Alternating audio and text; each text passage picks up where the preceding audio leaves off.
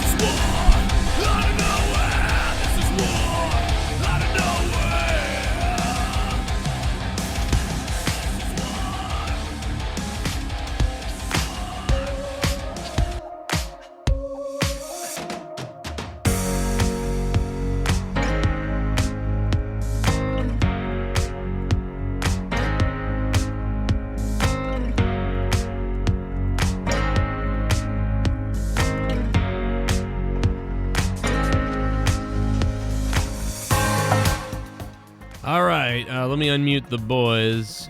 The boys. F you, Troy, if you're listening, you idiot. We got, Jake. What's up, Jake? What's going on, baby? All right, Jake's mic sounds good. Famous B is in the house. What's up, Famous B? Yo, what's going down? Well, not my privates, I'll tell you that, because they are.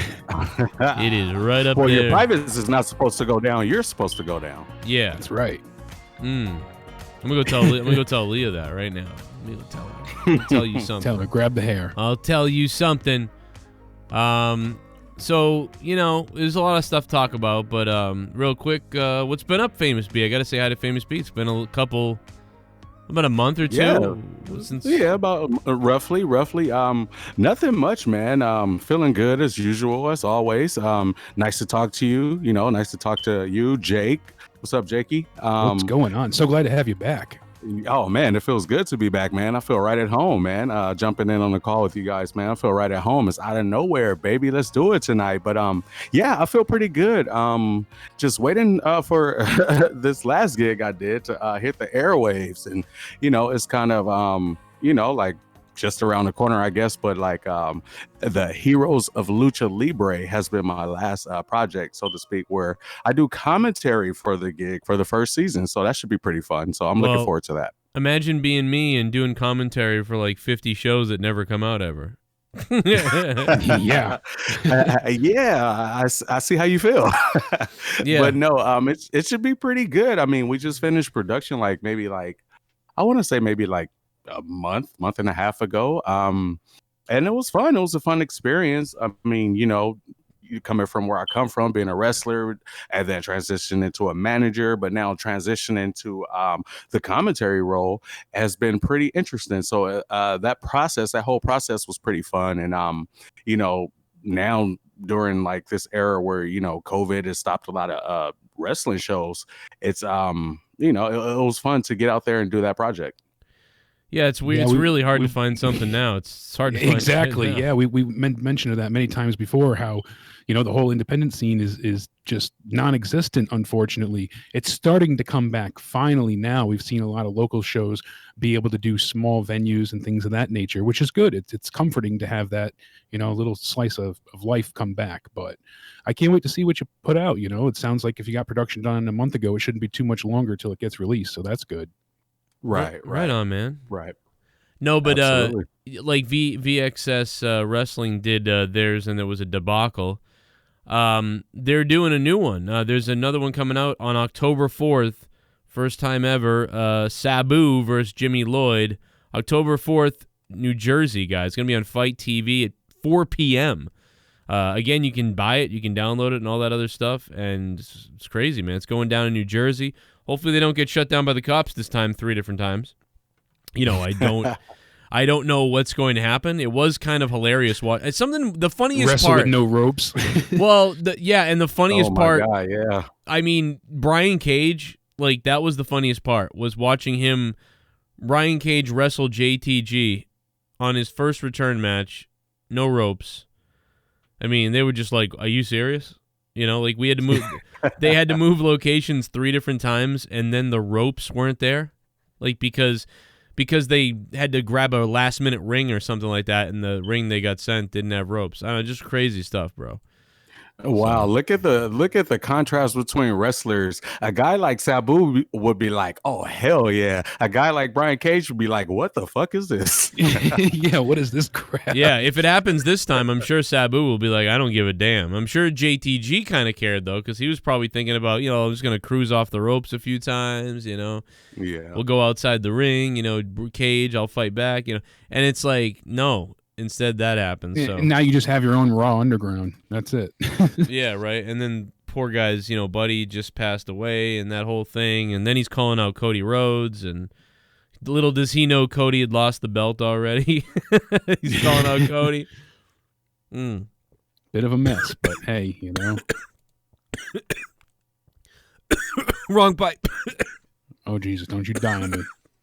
Come on, Joe. You can make it. You can make it. I'm not close enough to do CPR on you, brother. Come on, pull through. It's water. Those are the worst. And I. At least it's not salsa. Take over. So Joe is spot on the money yet again. He is the rating god, as I like to jokingly call him, because he keeps getting the predictions right, wiping the floor with me. I'm kicking ass. AEW pulled in. Yeah, you're totally kicking ass. You wiped it with me last night. You were spot on. 835,000 viewers. So they were down from last week, but they still beat their competition because NXT brought in a pretty piss poor 696,000. I mean, it doesn't sound that bad to get 700,000 viewers overall, but when your competition's getting 835 and you were hitting that same number the week before when you were unopposed, it speaks volumes. So there's a lot to consider, but AEW getting 835 is solid with all this competition. So absolutely, Jake. And what's staggering to me is the fact that they're on a network, TNT, where they're battling NBA right now, whereas USA, they're not being preempted by dog shows or anything like that, to say the least. So it's kind of like, to keep the level of consistency in terms of viewers is pretty impressive, considering, they might have to move from a Wednesday to a Saturday some weeks or whatever the case may be, or just kind of be in that limbo of not knowing, because it kind of like, it's determined by the basketball games and who wins on what day and how they flip flop between TNT and ESPN. But the fact that they are just working week to week through that and still being able to consistently keep their numbers the way that they are, and serving NXT looks like that's pretty cool. Serving them pretty handily as well. And then when you think about it, they also had an episode of Late Night Dynamite that took place after the NBA Finals Tuesday night, and that got almost 600,000 viewers. They pulled in 585, and that didn't go live till well past midnight on the East Coast. So for them to still bring in that audience, almost 600,000 viewers, technically that gives them 1.4 million for the week. But you're obviously adding the two shows together. But still, it's a pretty neat stat to consider, knowing that the show was on a different night, so much later than expected and advertised, and they were still able to pull in a pretty substantial audience. That's really good news for them. I mean, Bro, I think I can talk again. Oh my God. That sounded horrific. Dude, that was one of the worst, like, wrong pipe swallows I've had maybe ever, man. I took all that water down my throat the wrong way, and then I think it, like, stayed there. It was weird. That was like I was choking on chicken nuggets or something. you choke like Jamarcus Russell. Oh, my God. Dude, what the hell It's terrible when you have a thing like water turn into a solid somehow. I don't know, but it happens. Whew, that was a mess. I got a small mouth and throat as it is. Just ask the dentist that worked on me. The guy was complaining the whole entire time. But no, man, the ratings battle is interesting, man. Yeah, talk about spot on 835. I nailed it. I think that they've got a pretty good audience right now, though, because I don't know what the numbers are, and maybe we could figure this out if we probably could figure out with like a pie chart, or not a pie chart, but a line chart would be better, a line chart. I don't know if this is true, but I think that this is their longest streak, or one of them, their longest streaks above 800,000. I don't know if that's true, but I think it's close. I think it's like, because how long have they been able to keep the ratings above 800,000? That's a pretty good measuring stick. I don't know what the 838, 849, 928, and then they had that 1 point, whatever million episode, 1.01, whatever it was. So, they've been very consistently over 800,000. Oh, I can. You know what? I can answer that for you right now. I'm looking at the numbers on the websites. So at the beginning of the year, they were able to stay above 700,000 for about 5 weeks at a time before coming down, 1, 2, 3, 4, 5, 6, 7, 8, 9, 10. So they had 10 weeks in a row of above 700,000. They've never done this. This is the first time. This is exactly what I thought. This is why I brought it up. Wow. So since August 19, AEW has been above 800,000. 1, 2, 3, 4. And then they had, what's September 16th and 23rd? Why did they have a 680 rating? Am I looking at the wrong year? Is this the wrong year? Were they on a different day that week? No. A different day? I'm looking at 2020. That's what it is. 2019. That was 2019. I'm sorry. That's why. Let me look again. Where's Wrestling Inc? I gotta give them the shout out, man, because Wrestling Inc really does one of the best jobs at. Yeah, they have it all lined up usually pretty nicely. Yeah, they do a great job of lining up the ratings. While you're looking for that, one of the things that I wanted to bring up while talking about AEW specifically is MIRO. Apparently, he just tweaked whatever he did to his ankle during the match. Brian Alvarez was talking and said that he was told he tweaked it. It felt better, later on. Mm-hmm. It was legitimately an injury, but it feels better, and now he's fine. But Brian was saying, how much, he was trying to launch people and they're falling on their heads. And there was so much botching. Once he got injured, everything really fell apart because they weren't great up until that point. They were having issues botching. Well, he was probably thinking about playing video games and forgot how to use his body. He was like, yo, I'm supposed to use my fingers. What's going on? But no, this he did change his finisher to game over. So there is some credence to what you're saying. Well, I'll ask Famous B this because I think he knows. Whenever you make, and it depends on who you are. This is like anything, acting, stage acting, performing, comedy, whatever it is. But especially physical. Things get in your head in wrestling, man. Most of the time you go out there, you don't even really think about it. You've got some of the things in your mind that you're doing, and then there's going to be some spots that you're making up or that you missed it, so now you do this. And you're just kind of like any professional going under a boat, working on a boat. You're just doing your job and you're figuring it out. But sometimes there's a little bit of pressure added or excitement added, and you start performing a little bit weirder than normal. Like your first time on AEW TV, I'm sure that he was too hyped up. Like it's a situation where you're too ramped up, and that's when you get injured. So that first TV appearance, is, and maybe second even, is like, whoa, I got to be careful to rein it in. Because just even jumping up and down. Remember Sami Zayn when he threw his hands up when he was so excited to be on Raw?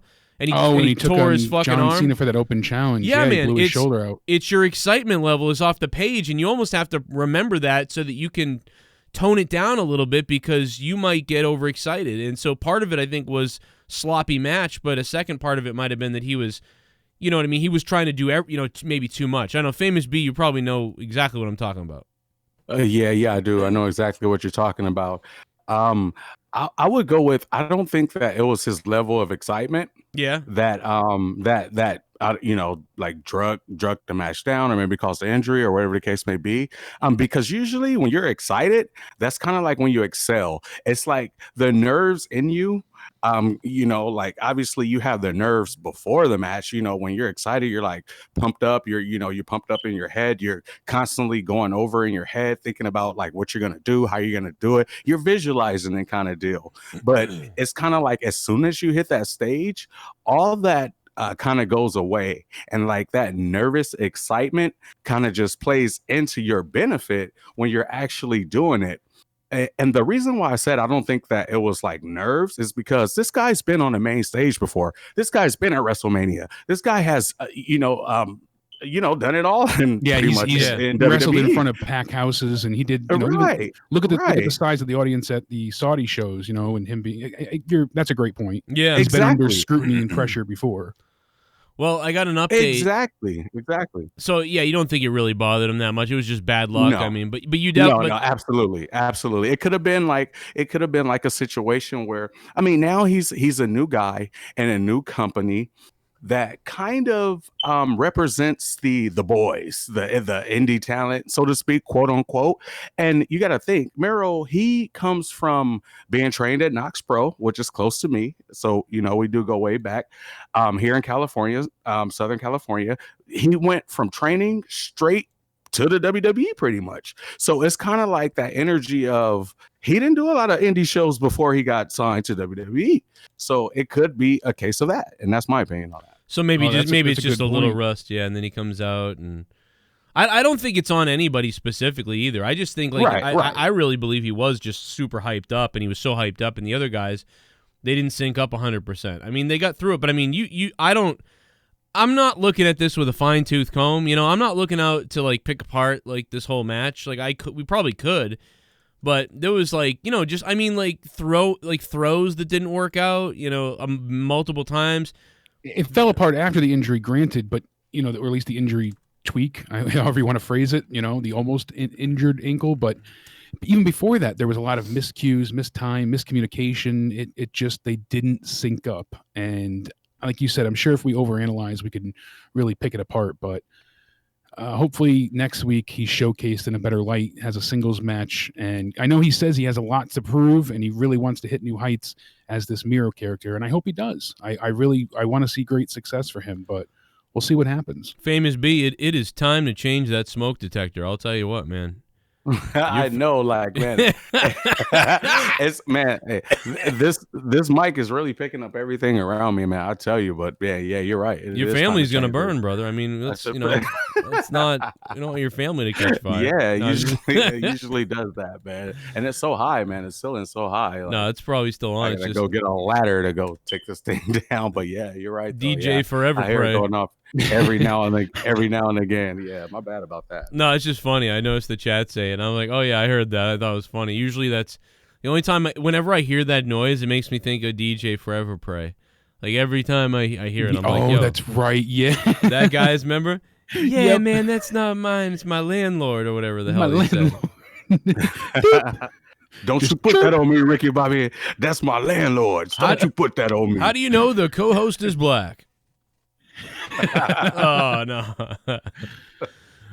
It's if ours ever went off, it'd make you deaf because we have the literal deaf ones. Yeah. I was like, she can't hear it. Why's it got to be so damn loud? No, you know what strobe light attached to it. What I noticed was that, like in South Boston, when my buddy's house, like they were on the projects type of things.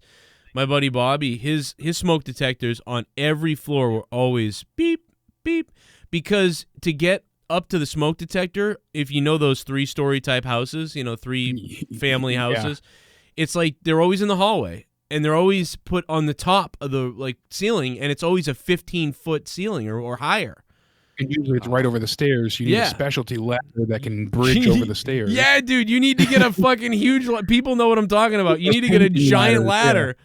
Like you either need to, and they're like $200 at Home Depot, or $150 or whatever. So you either need to know somebody with a ladder that big, or you got to go out and fucking buy a ladder from Home Depot, and it's expensive. or you got to call up Jeff Hardy and Tweet Spider-Man, see what happens. You know. You gotta call up Jeff Hardy and see if he could come through. You know, I'll text him right now, man. I still got his goddamn one of them number. WrestleMania ladders he pulls out to jump off. Yeah, he's got a surplus. Hey, we should text him. Hey, do you think his number is the right number still, or do you think it's like he's changed it by now? I bet you it's still his number. You know what I should do is I should text him "F that owl," and then he'll probably text back, "Who's this?" I'll text Jeff. He'll probably text his brother like, "Yo, bro, why is your wife hitting me up right now?" Oh my God, yeah, I'll tell him I'm Rebby.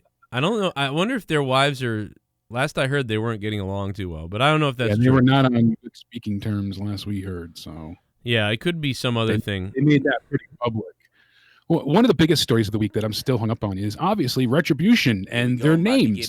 Oh, you got interrupted. My bad, Jake. Here we go. Oh, no. Here we go. $5 is coming in from Lewis. Money. No. What up, Lewis? Famous B in the house. Famous B is here. Hell yeah.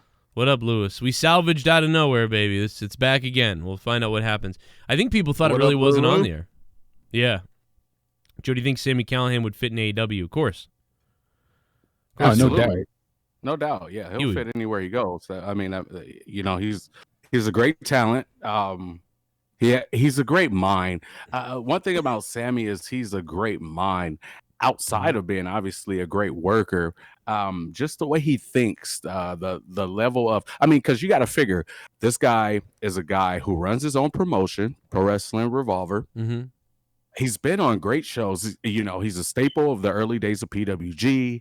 Obviously working with Impact, working with Lucha Underground, you know, and just being around him and just kind of, you know, just doing things for Wrestling Revolver, you know, his promotion, and just the way that he kind of like incorporates his company with like Impact Wrestling per se, and you know, working with Sanjay before Sanjay went up to WWE as an agent.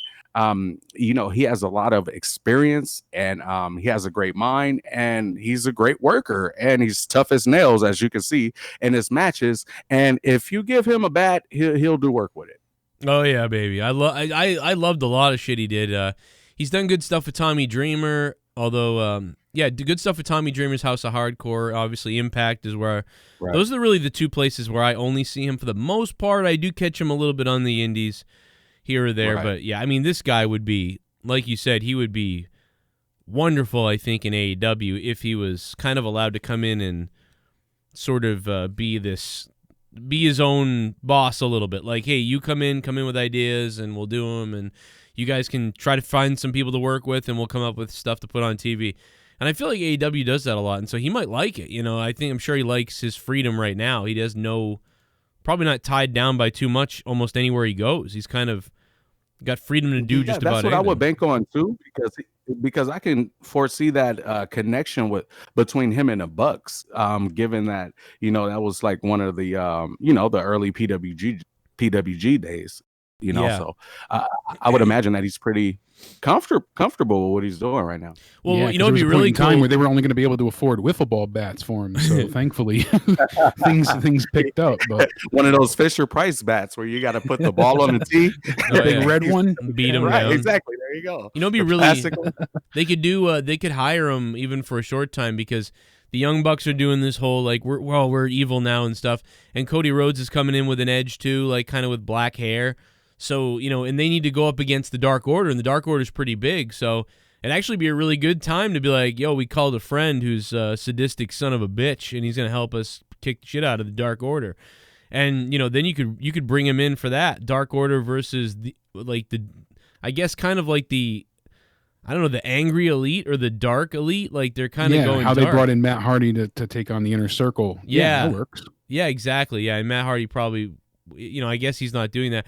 What do you think of Matt Hardy, Famous B? Because like he's bounced. I mean, I know we all like him and he's good and everything. It's just I feel like the tug of war with the I'm broken, I'm not broken, and now I'm just regular Matt, but now I'm broken in a broken match, and now I'm really hurt myself, so now I'm really broken. Like it's really confusing to me. Whatever he's been doing since he started in AEW already, kind of like even WWE, where it never really got going. I don't understand it. Ah, yes, Brother Cronin, one of my loyal disciples. Yeah, no, you're right, man. It's been a little, I don't know, I guess a little stagnant, so to speak. I think what it is he lost all momentum once he left Impact Wrestling to go back to WWE. Yep. And then once you got to go back, to WWE and then not be able to, creatively do the same thing that you were doing upon coming back and kind of like going from that to the Hardy Boys again, it's kind of like that's when the flip-flop started to happen kind of deal. And keep in mind, he had to fight for the gimmick too. They had to fight to have that gimmick's control for what, 8 months, 9 months, something like that. It was a long time for them to procure that. And then by the time they got it, Vince didn't understand it, so it went nowhere. And as you're going through that, you're not creatively thinking on a level of, okay, how do I keep producing this character the way I have been? Does that make sense? It's kind of like it's like your mind is elsewhere. Well, kind of deal. You're thinking like, oh, well, when you're on the roll, like you're saying, Famous B, that's exactly right. It's like, dude, in Impact, he could be like, what's your idea? Here's my idea. Let's brainstorm. Oh, I've got this great idea. Okay, now let's go execute it. Oh, now we get to watch it and see how it works. And in WWE, it's like instead of being able to come up with ideas, then decide on it, then create it, then execute it, then watch everybody's reaction, then go from there, there's none of that. So all that brain stimulation is gone. The only stimulation you have is, hey, Vince, can we please do this? Hey, what do you think about this? No. But here's what I want you to do. Go do this. Well, what if I did this instead with that? Okay, maybe a little bit, but do this, though. And it's like you are just, I mean, at his age, he's definitely that he needs that stimulation of all that. So that what you said was really important. I don't think I've talked about that. It's demoralizing to your creativity. Right. Is what it is when you're going through all that whole process of not knowing, is this going to happen? Is it not going to happen? Is it going to work? Is it not going to work? It's demoralizing to the creativity, because if it wasn't for all that, you would have that energy to put into the creativity and then manifest it into reality. Yeah, it's so fun watching that too. Even when it doesn't do as well, you go, oh man, that didn't work, but people like this about it. All right, well, here's my new idea. But you're right, there's none of that. So and the only ones that are controlling the ideas is Vince and Bruce Pritchard there. Yeah, now it's really a mess. So now it's only gotten even worse since Matt made his great egress. Which is weird, because you think that we kind of thought like it'd be better to have like only a couple guys working on everything. Only a couple cooks in the kitchen.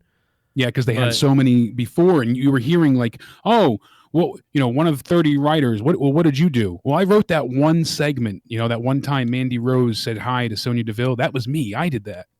And you're like, really? And they're proud of themselves for it. So it's like, all right, yeah, less cooks in the kitchen. We would hope it would help that situation. It would be more streamlined and better service. Right from the wrestlers' ideas mouths to too creative. But that's not what happened. So.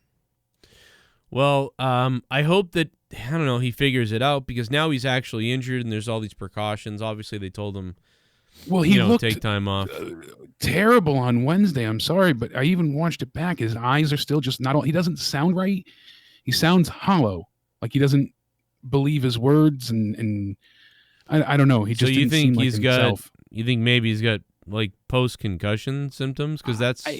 It can seem like it at times, and I would love to say, oh, definitely, but I mean, I don't know for sure. But I hope not, because you hit your head that hard. It doesn't surprise me. Wouldn't surprise me anyhow. It could have just been he was reading the promo, or he was thinking about it, and he just kind of, I felt like that whole promo was they were kind of winging it. Like, to me, Famous B probably maybe say this too, but I don't know. It felt like to me they really just they almost wanted to see what Private Party got. Like, here, both of you guys are going to get on the mic and do something. And then, you're going to challenge Chris Jericho. And so, like, that's what it felt like to me was, here, let's get you guys on the mic to say some shit. And I wonder whose idea that was, but it felt like kind of not promo class, but it felt like, let's showcase a promo, or let's try to get you guys to speak now. And, I think nobody there really had their stuff written down, and, whatever. It wasn't that bad. If Matt Hardy had a memorized speech, he would have gotten stuck if you messed up a word like that, because you'd be like, oh, shit, like I got to think of exactly where I was. But because it wasn't WWE, he was able to be like, he just couldn't think of a word or the word he wanted to say. So it wasn't like he messed up anything. So that's why it also still felt authentic to me, because it's like, it seemed like it was his own words, but it sounded hollow. It didn't seem like it was, passionate. So I don't know. It seems like he's lacking some energy, and hopefully as he gets better and heals, it'll be better. What's that, Famous B? Yeah, no, I was just gonna chime in real quick and say, well, in my experience, like in terms of like if the promo is scripted or not, or whatever the case may be, or if the company lets you go out there and wing it. I mean, this is TV, so I don't think that it was a level of just go out there and just kind of like, let's see what he got kind of deal. Just in a sense that it's always really like tightly, like just monitored, so to speak. You know what I mean? Like it's always one of those cases where when it comes to promos and it comes to TV, it's like, like they're really on you about that in terms of like the dialogue kind of deal. So I don't know. That's just my input for this. And then considering like, man, this is TV. I think he had they had to have known, like I think they knew what they were going to say, but I don't think that they were. I'm not saying that they're scripting the guy like Matt Hardy though either. Yeah. That's the thing, is I don't think it was word for word scripted. I think he went out there and said the key points he was supposed to say, with some filler maybe. But I don't think so. You're right. I don't think it was like here's a mic, now figure it out. You're wrestling him next week, and that's it. Because he clearly had a roadmap of where he was talking and stuff. Yeah, because he made sure to say, I'm not cleared, but I'll fight you anyway. He had things that he knew he was going to bring up, but how about is it private party? Because I actually missed this segment. Is it private party? Oh, it was private party. Kind of seemed like that they didn't have it on the mic. Is that what it? Well, I didn't think they didn't have it on the mic either. It just felt like a introduction. Like, you guys have said almost nothing. You know what I mean? We got to get you guys on the mic, right? And so it felt a little bit like sort of safe / like, I don't know, like even one of the guys at one point, kind of when he was trying to talk to Jericho, he sort of turned around and looked at his partner and started cutting the promo while looking away from Jericho, almost like, hey, maybe you take over again or something. It was just weird. It was a little bit like it could probably be a lack of television experience. In terms of being on the mic, at least, you know what I mean? Maybe. Because, obviously we've seen them in matches in AEW, but before that, I mean, coming from we're up in New York, you know what I mean? New York, yeah. It's like how much television or camera experience did they have upon coming to AEW? So it could be just that lack of presence when it comes to promos, things like that. And then you're up against Jericho. These guys are young. Jericho's a legend. I'm sure they were watching him just like I was when I was a kid. So it's kind of like they probably those are the guys that have the nerve. They have the nerves right there. They're on live national TV with Chris Jericho, and this is a guy that they look up to probably as kids, and it's like, oh shit, you know what I mean? So they're the ones probably that have their nerves in that segment. It wasn't bad. It wasn't educated guess. So a lot of people were getting on them. The wrestling fans are like, oh man, some people said flat, some people said not very good, some people said, wow, that's why they don't cut those, or wow, that was weird. Like, and all it was to me was here's the mic, let's see what you got, and here's what you were supposed to remember. So now you're facing Jericho. Here we go.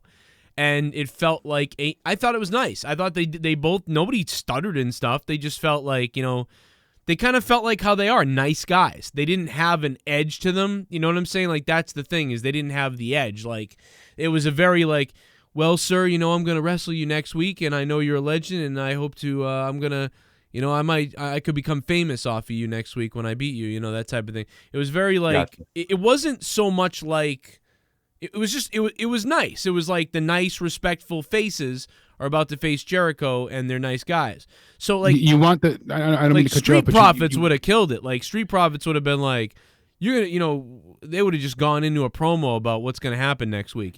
You both just nailed it, though. Both of you did. You both said it. Jericho, look who they're going up against. Suck us off. And on top of it, think about it. They're very young. You nailed that. But here's the one thing too.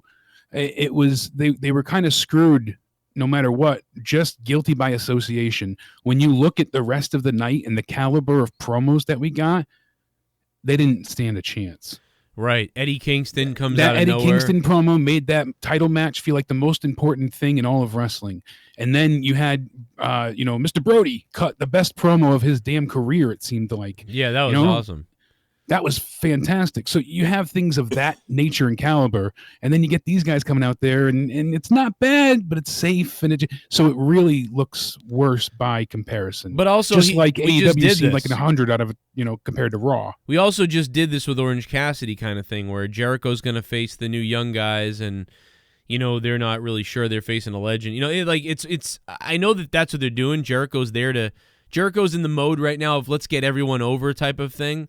I know. Right. I was just going to say that. That's what I was just thinking. You got to give him props for putting a young talent over and working with him. Now, Jim Cornette feels the opposite way, which is, what are you going to get over? These they're not going to get. I'm worried too. I feel the opposite, but not in the sense of what Cornette feels like. Yes, you can get these talents over, and you can make people work. As where Jim doesn't see most of these guys as anything but outlaw mud show people.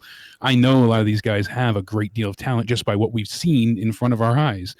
Thing is, though, I'm very worried about Jericho being in this role because it's just he is the biggest star they have, and farming him out to put other people over is good in the short term, but in the long term, I think there's more value with him being the top guy than the one that helps make new stars right now. The problem is what puts Private Party over is their wrestling. Like having a fun entrance, like I don't know what happened. I used to like Private Party a lot, and I didn't know the Street Profits, and then the Street Profits started showing up in NXT, and I said, wow, these guys are like Private Party. But now when I think about Street Profits, it's like they're more exciting. In NXT, going around with the solo cups, and being like, yo, we want the smoke. We're going to tear these motherfuckers up tonight. You're like, wow, these guys are awesome. I like Street Profits. And then they get in the ring and they have pretty good match. But I feel like Private Party has had really better matches, but they're missing the sort of the fire that Street Profits have. They don't quite have it. So they got to get that swagger. Like, they got to get going. They got to start owning the mic and being excited and getting people excited on the mic. If they can do that, they have a perfect package, man, because they got the entrance, they got sort of the look, and then the wrestling for sure. So the excitement in the ring. So they just need to match the excitement in the ring on the promos. And if they can do that, Street Profits can get really, really over. I just think they've got a good gimmick. They're fun to watch when they wrestle as a team. Gin and Juice is probably one of my favorite tag team finishers. I love the way that looks. Some people, though, they roll their eyes at their deal, and I think they're a younger kid demo kind of, even though they're talking about drinking and stuff. But they're just like some, I don't know. There's some people. Yeah, that they're don't more like towards it. the 18 than the 25. Yeah, yeah. I don't more know. towards the younger than the older. I like them though. I like them. I just think that maybe don't put them in that position. Why aren't they having tag matches with people? I guess they're having them now with Jericho, the singles match. This will turn into a tag thing, but I don't know. Why is there a singles match? What is the point of them both getting on the mic with Jericho and then one of them being like, "I'll wrestle you next week, Jericho"? Yeah, only elevating a single one of them. Well, what I'll tell you what's going to happen is there'll be interference and the match will end in a DQ, and then they'll have a tag match the next week.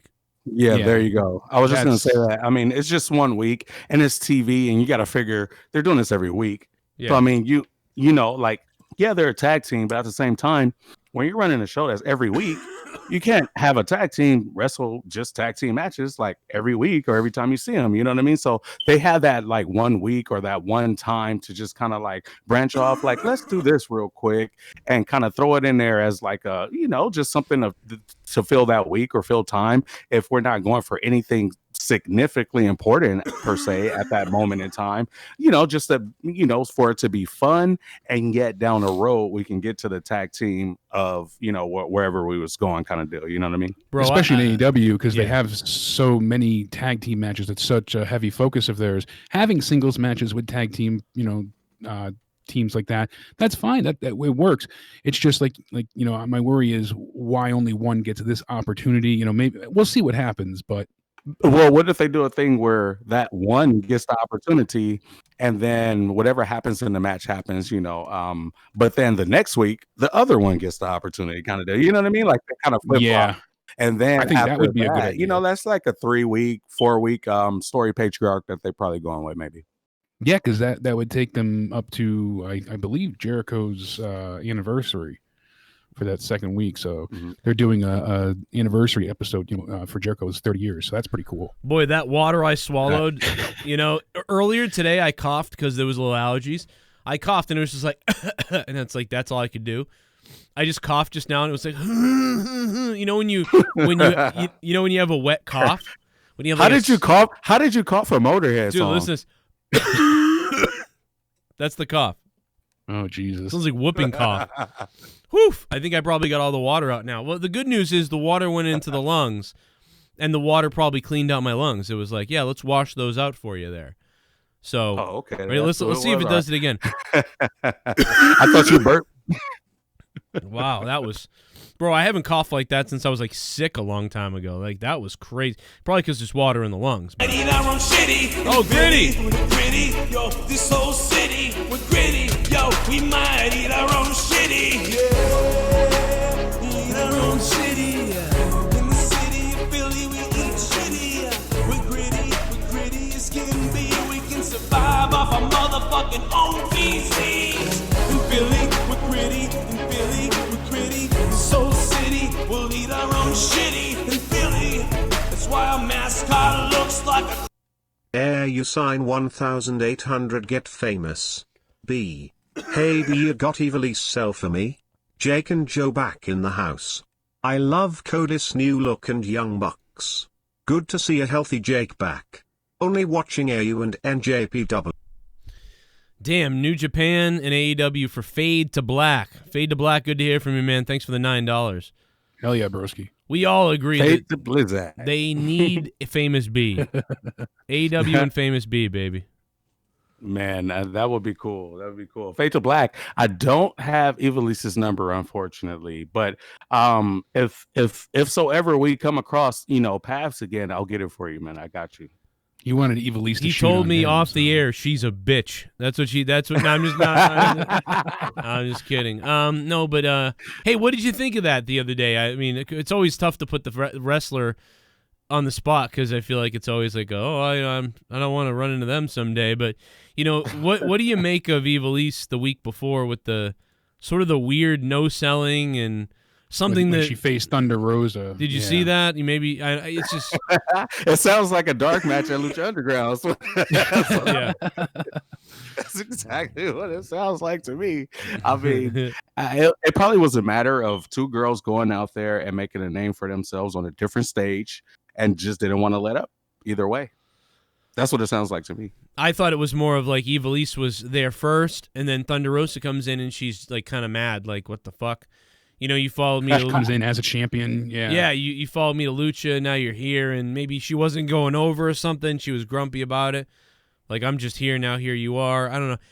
Because she blatantly outright no-sold several moves, and it was a bit stiff. It was very noticeable. So yeah, she was putting she got put in like a full Nelson stretch, like, and it was like Evilise didn't even put her hands up. She was playing with her hair. It was really weird. Oh my goodness! And then apparently they cut some of the footage, Famous B, but Thunder Rosa didn't take too kindly to that and smacked her around a bit. So we didn't see that part. But according to some reports, she wasn't too happy. I don't blame her, but wouldn't want to tick off Thunder Rosa, who's MMA trained and obviously competes in combat sports. Yeah, not one to trifle with. Yeah, I just think that right. This week they wrestled. And, they were fine this week. Yeah, I mean. Can you hear me? I don't know if I faded out on you. Yeah, no, I hear you now. Now we got you. Yeah, I just think that, they were all right this week. And, the commentary, by the way, made sure to point out that Evilise has been wrestling for 15 years. And then they brought up that Thunder Rosa only been wrestling 5 years, which is very strange. Because, they've already both appeared multiple times. And it could just be random. It could just be the announcers were bringing something up. I think they were trying to show and exemplify how great Thunder Rosa is, showing she's only trained for such little time, yet she's such a stellar wrestler.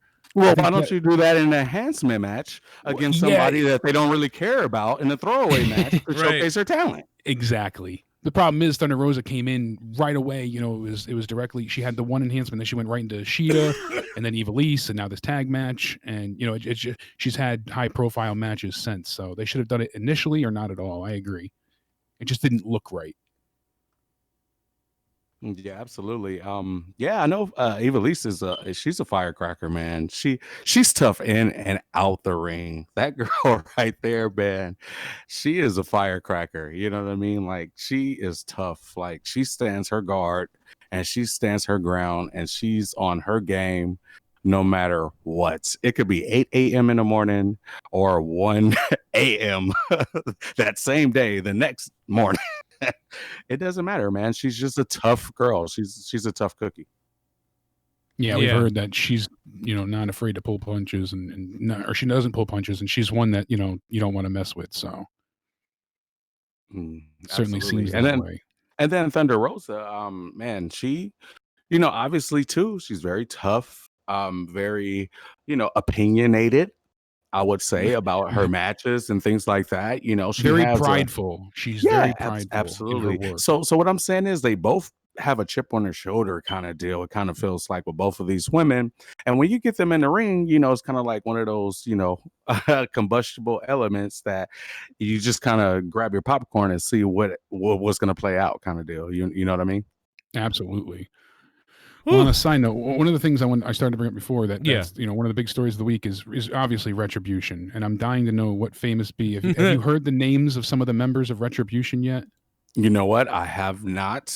I you know, like, I've been seeing, like, you know, like, just, you know, like, I've been seeing like the reports kind of deal, and I'm kind of like, you know, like, I haven't. Well, I did. First of all, I didn't see Raw. I didn't catch Raw this week. You lucked out then. Excellent. You had a good week.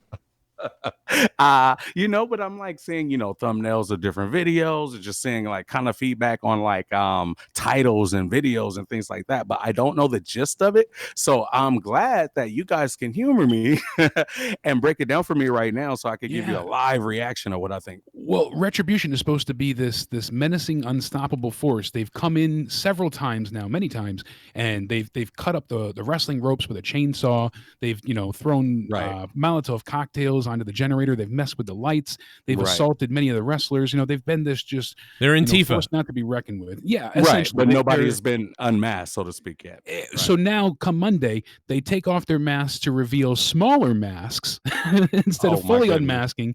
And the gentlemen in the group, the three guys, they let us know that they're all signed. WWE gave them contracts, which is another ridiculous, you know, point in the story. But they are now named TBAR, Mace, and Slapjack. Well, TBAR and Mace alone sounds like a bad boy kind of you know, group. You know what I'm saying? Like you know, I'm like, I think Mace is Mason TBAR? No, I think Mace got screwed. Reincarnated. Yeah, dude, Mason TBAR. I didn't even think about that, dude. It's the male TLC. There you go. Oh my god, I didn't even think about that. Oh my god, dude. Yo, you know what I'm saying? This Diddy, you know, I'm the manager. It's P. Diddy, you know what I'm saying? It's Diddy, better take that. Don't go chasing titty bars. Just stick to your wife's house and don't go chasing titty bars is the new single, and then T-Bars will burn down his girlfriend's house and kill her. No, it's so the king of the week, obviously, king of the wheel, D. Welsh, went ahead and tweeted at Slapjack and said, "Shane, you're ugly, short. You will never win a title in WWE of any kind. You are Dijak's short man bitch." And then got his Twitter account reported directly by Shane Thorne afterwards. But Sir Slapjack of Retribution didn't take too kindly to that tweet. So the King D. Welsh has been snapping at everybody this last couple of weeks. I guess so. He's tearing it up. Like, oh my god. Like, man, what's up with D. Welsh, man? He's on a roll right now, right? He's just going. He don't give a shit, dude. He don't give a shit. But I just can't help but giggle at a the other day he was taunting people. He was like somebody, you know. It's like, I don't give a shit. Do something, and he gave out his baby's social security number and was like, "Do something, motherfucker." And I was like, "Wow, bro, don't do that. What are you doing?" It was crazy. Here's my little one. Here's my little one. You want me to do something? Here's my little Yeah. one. Something. 16 years from now, somebody takes out a fucking mortgage. Like, I already took out 2 credit cards. Don't bring it up. Oh my goodness, that's crazy. All right, so who are these guys? Like, obviously, I'm assuming from NXT, right? Like, who are they actually? Dominik Dijakovic is from NXT. Shane Thorne, has been around a little bit. Dio Madden. Oh yeah, he's from the Australian tag team, right? Yeah. Shane Thorne. Okay. Shane Thorne. Yeah. Dio Madden was the commentator on Raw for a short period of time. Then they sent him back to the Performance Center, and now he's involved in this. And then it's who is it? Mercedes Martinez and Mia Yim are the final 2 females. Gotcha. Okay. So it's just such a weird place for these people to be at when you watch them in NXT just a few weeks ago, even during the Retribution attacks, act so different on TV. Yeah, so it's a very confusing angle as well. Right. I mean, it sounds like a situation where it's like they have to elevate all these talents that you just mentioned. They have to elevate them and pretty much get them over from scratch kind of deal. Whereas you look back at because this is very similar to the Nexus. They kind of already had a presence already. Yeah. So when they did this, it was like, oh shit, wow, they're elevated. Whereas now they're doing this and it's like they're doing this, but we're kind of like, they need to be elevated. Does that make sense? It's kind of like, oh no, it's very true. That's how I feel about this angle. I just can't help but feel like they're shot in the foot with these names already. Could you ever picture WWE Universal Champion Slapjack? Right. It's hard to take serious already. Slapjack Mulligan. He's here.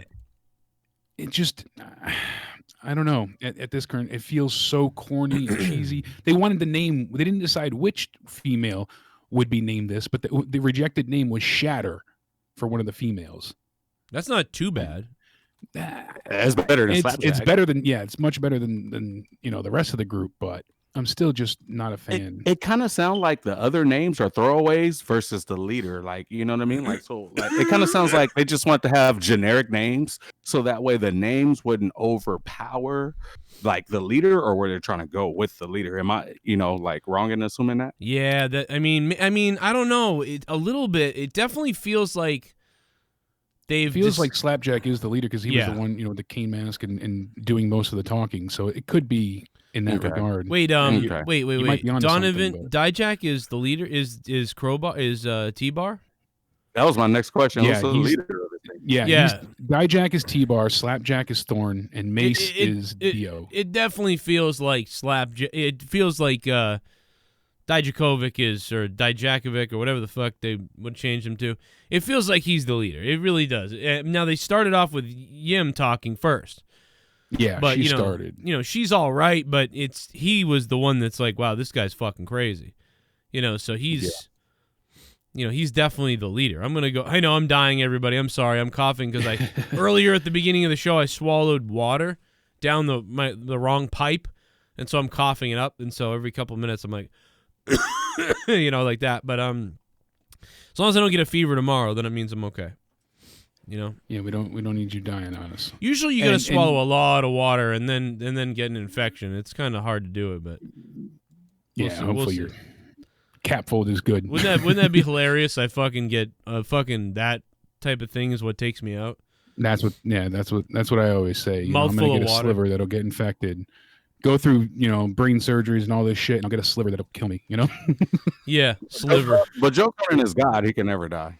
I don't think I can, man. I think I'll be at the hospital, and we'll find out. But either way, the insurance money kicks in, and family gets paid, baby. Let's drop a dono here. Let's see what's going on. Super Chat Party. We got Famous B and Jake here tonight. What does Famous B think of AU first tag match with MIRO and Kip versus Janela and Kiss? Do you think that should have been his debut match on AU? Thank you, Sam High Sky Rider. He's going back to the kind of weird MIRO multi-man tag match that he had the other day. Should he had something else? I don't know. Sam, what's up, Sam? Hi, Skyrider. What it do, man? Yeah. To answer your question, no, I do not think that was the best debut for him. He shouldn't have been in a tag team unless they were going to have him as a prominent partner, in a tag team. You know what I mean? I think he's, like a pretty big deal. You know what I mean? Like when it was like, oh snap, like he's going, from where he was at to AEW. It's kind of like they should have maybe, I don't know, rolled out the red carpet a little bit more. In my opinion, he just kind of walked out looking like Slim Shady. You know what I mean? With a haircut kind of deal. And I think that's why Cody went black, right? Like, his Gucci gear. Yeah. We got a new blonde coming in kind of deal. And he's recognizable. So it's kind of like, no, Miro stole his dye. Yeah, I think he stole it. He probably took it out his gear bag in the locker room and put it in before as a rib. It was like, yo, brother, you need to find some black rogan because I already took your That'd be great. We see it, later on to be in the Elite Special. Somebody switched Cody's shampoo. That. What if every week Miro came out and he ended his promo with, and one of these nights on Dynamite, I'm gonna fight somebody. And every week he says that, but he doesn't. So like we don't see him for like 6 weeks get in the ring and he just kills somebody on the 6th week. I don't know. I mean, but he could have just had a squash match would have been good. That's what I thought they were going with, and then it was just a disaster. I would have thought he goes out, pretty much beats the shit out of the guy, wins the match, celebrates with Kip, and he's like, yeah, this is what's coming. Why this? And then maybe at some point you have a triple threat with Cage, Miro, and Lance Archer or something like that. Have the battle of the big boys. They brought in Cage, I mean, that was pretty badass. You know what I mean? Like how they brought in Cage, like, they let it be known that he's like, like dominant, a destroyer, like kind of instantaneously. You know what I mean? Miro so came like, in. Here comes another guy who could do the same thing or play the same role. So it's kind of like they end up clashing, but you build to that. You know what I mean? So like, yeah, like that's, I don't know what I would think. Yeah, and they're both two guys who are they're really big guys who kind of do some. Like Brian Cage thinks he's a cruiserweight sometimes. Trust me, I've had plenty of battles with Brian Cage. Yes, he does. Like that guy, firsthand. I know firsthand. He acts like a high flyer, and absolutely. One of the clips I saw, it looked like he tried to make you fly, but you don't have wings. It just, Oh man, he can go. He can go. Like, he doesn't miss a step. He can go. He could, I mean, like, yeah, you're right. Like Miro's don't get it. His size and his strength, it has nothing to do with his athletic ability because he's right there. He's out there trying to be. He's like, I'm Eddie Young, or I'm Eddie Edwards. Like, I'm Eddie Edwards. What's up? It's like, but he's just this monster. But it's like, I don't know. But I just think that in Miro, it's like you said, he came out there like looking like a schlub, but he's wearing $10,000 worth of shit, apparently. But he looks like he just got off his couch and he's like, I play video games. Come watch my Twitch. It's like, what? Like, shouldn't you come in and be like, yo, I'm going to fuck somebody up? Yeah, like, I come here to destroy the order of, AEW, that kind of thing. Instead, you're getting, I want to, collect bits on Twitch. It's just look at my Mickey Mouse shirt. It sounds like his character is a little bit like his, like, I don't know, like his social media life. That's what I think they're going for. And I'm hoping that when the two intersect, it works, but doesn't seem like the best character for him right now. You got to give it time, but immediately he's placed right back into this wedding angle, and that's worrisome because we know how that goes with his past. He's been in enough of those, so I think Kip wants to dip into his anus. But did say he is the best man, so yeah, he's the best man. And Kip's got the cut off tee, looking like a douche. But that's part of the deal. It's like it's funny. Super chat. I like it. Party. Swallow me. Oh shit, $20 from Sam. What do you think of Orange Cassidy being able to last 20 minutes with Brody Lee, but Cody lost to him in 3 minutes? How does that even make sense? And you notice how they mentioned Ivel's been wrestling for 15 years and Rosa. Shoot.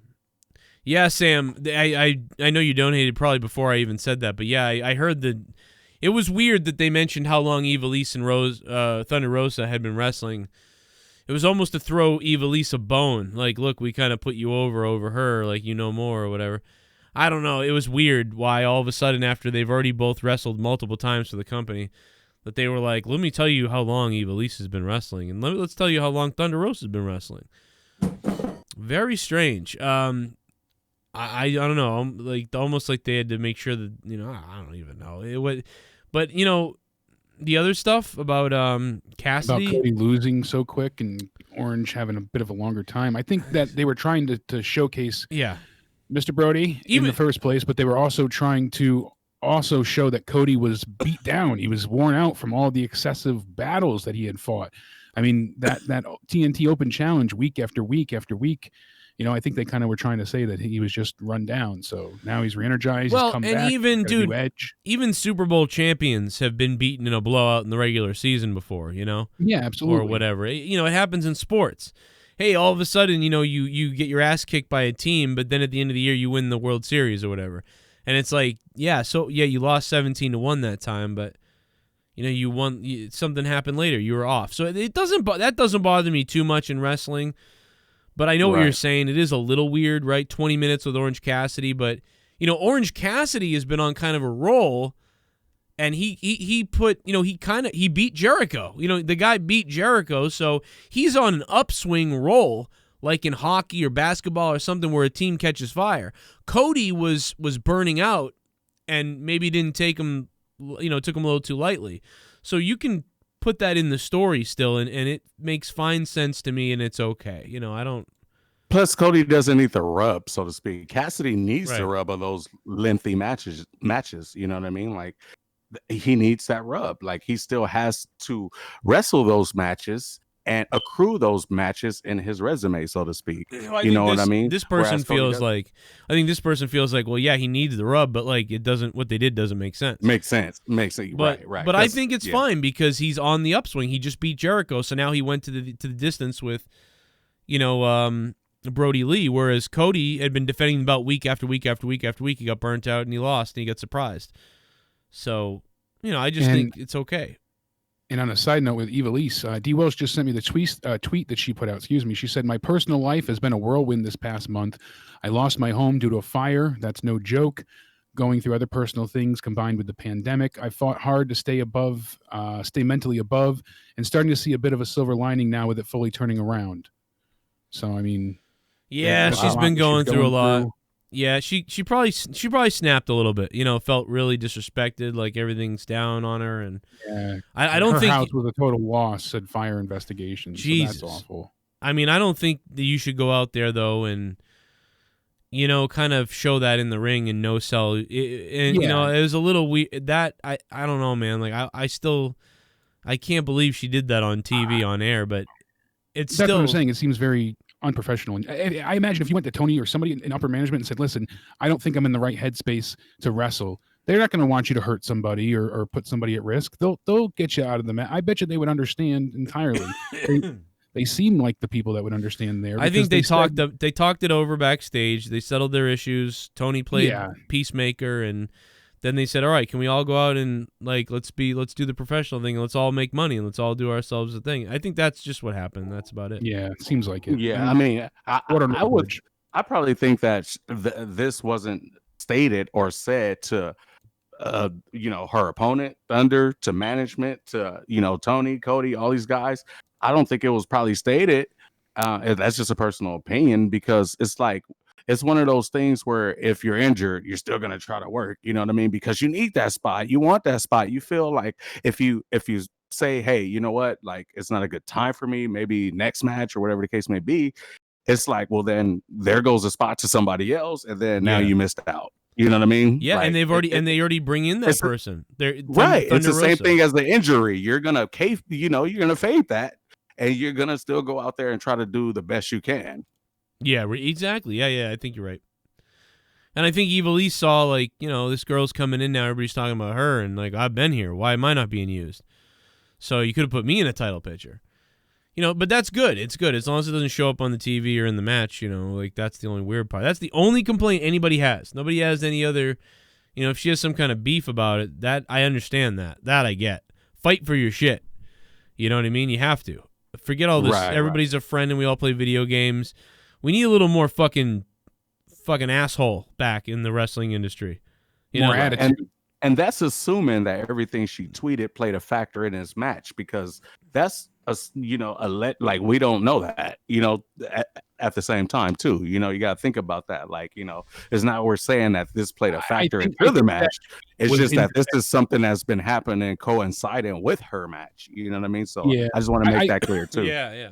Well, I think she tweeted that in defense of the match. I think because this came out like the 17th, okay. it was right after.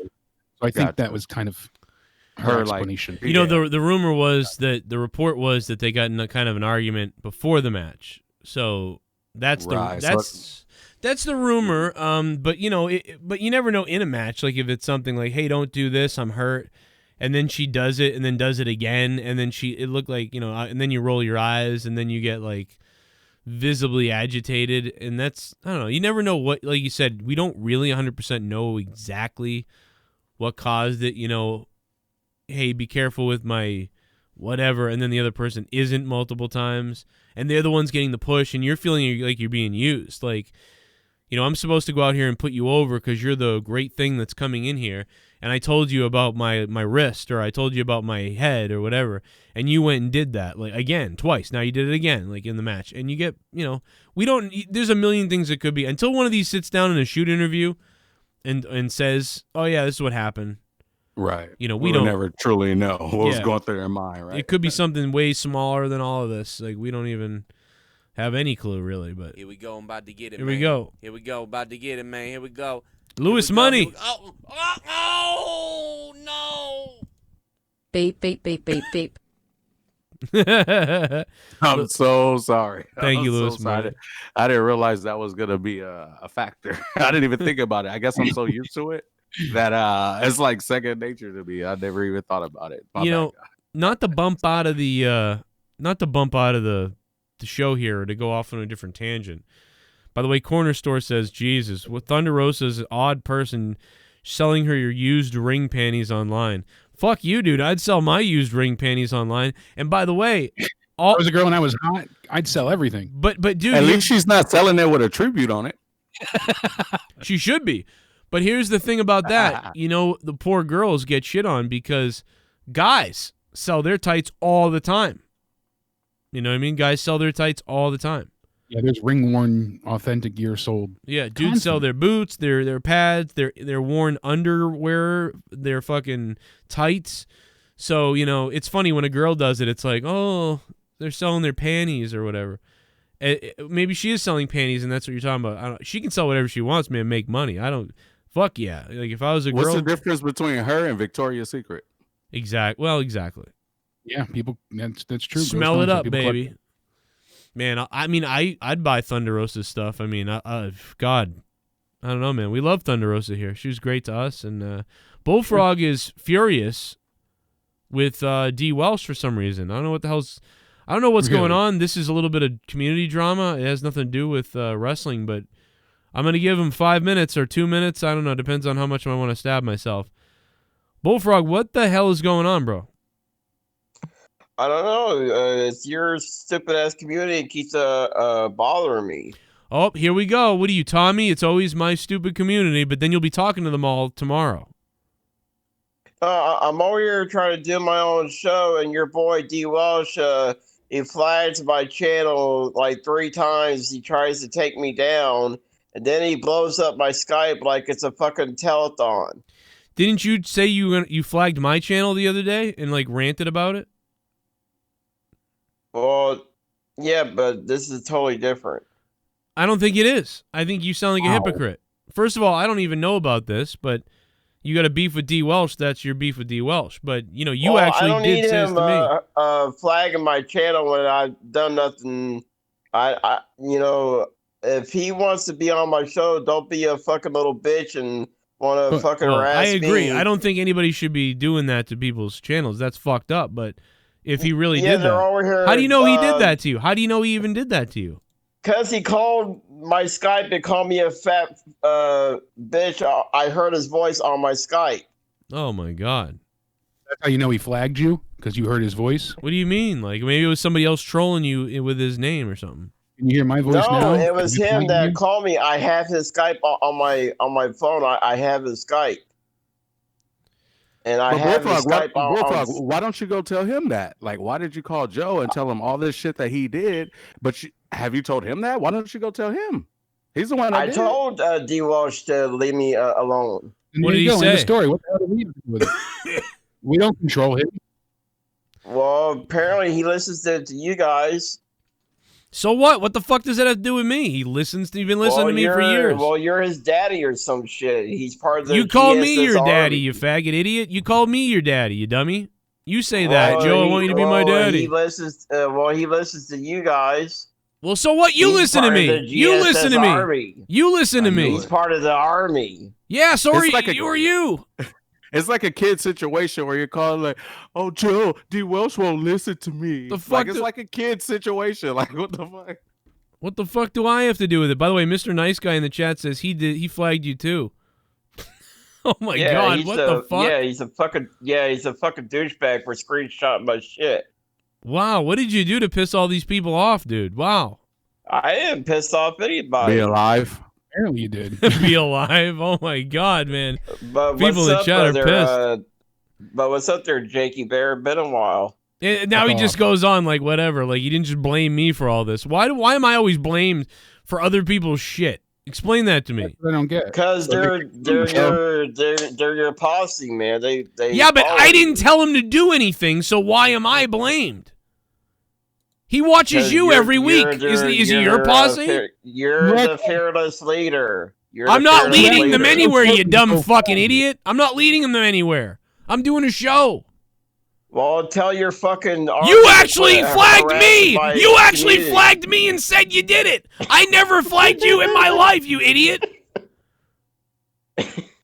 I love triggering you. Oh my god, this is dude. just Bullfrog's excuse to get on the show. You know what, Dave Rose, just do it. Just release everything. Go do it. Drop the bomb. All of it. No, I'm Release just. all. I'm kidding, Bullfrog. No, He's probably scared. dude, I just love triggering you, Joe. You motherfucker. So why? Hey, so hey, why do you guys have this beef though? I don't understand. Like I don't know. He's a fucking tard. Well, so are you. Yeah. Well, at least I got fucking talent. What talent does he got? I don't know. He's got the talent to support this show and keep me on the air. I know that. Yeah, his government checks. I don't know. This is too much for government checks, and you know, I'm not sure. Get that much government cheddar, Jesus. I mean, if that's the case, I'm leaving all this, and I'm going to go on the government checks, and I'm just going to sit at home. Yeah, right. They're They're not So, how you been there, Jake? Fuck off. Oh, come on, dude. Why are you still all sour? No, I think it's just funny to drive you nuts. Jake, I said I'm sorry multiple times, bro. Oh, baby. Come on, dude. I mean, shit, man. You don't want to be my friend again? Oh, when you my put God. it like that. All right, well, No. Bullfrog, man, I'm gonna let you go so we can get back to the wrestling. But maybe you and D Welsh should just have a Mongoloid Mania match. I think they need to have a big session. Yeah, I'll fraud splash his ass. Yeah, baby, hit him with a big fucking frog splash. By the way, Mr. Nice Guy says, Dude, D. Welsh could have handled me, dude. I'm 275 pounds. I'll kill his ass. "Oh, damn."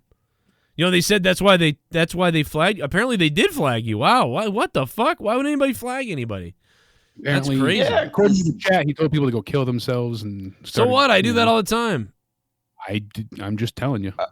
I'm No, relaying I told information. him don't be. I told the chat room don't be trolling me tonight, and they were at it. So I told him to knock it off, or I'll turn off my chat room, or But so I told him that I would turn off the chat room. I will say this: Oh. as retarded as you are, I don't like flagging. So I hope that stops. I don't want to see you get your channel flagged. Everybody should be able to post what they want. But I do hope that someone breaks into your house tonight and comes on your face, and you wake up in the morning and you think it's ice cream, and you eat it, and then you go home for the night. Thank you, Bullfrog, for coming on and wasting our time, basically. Well, what an interesting story.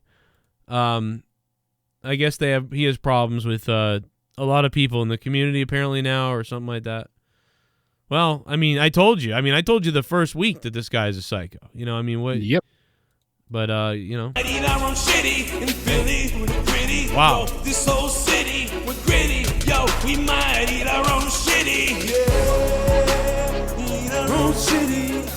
In the city of Philly, we eat shitty.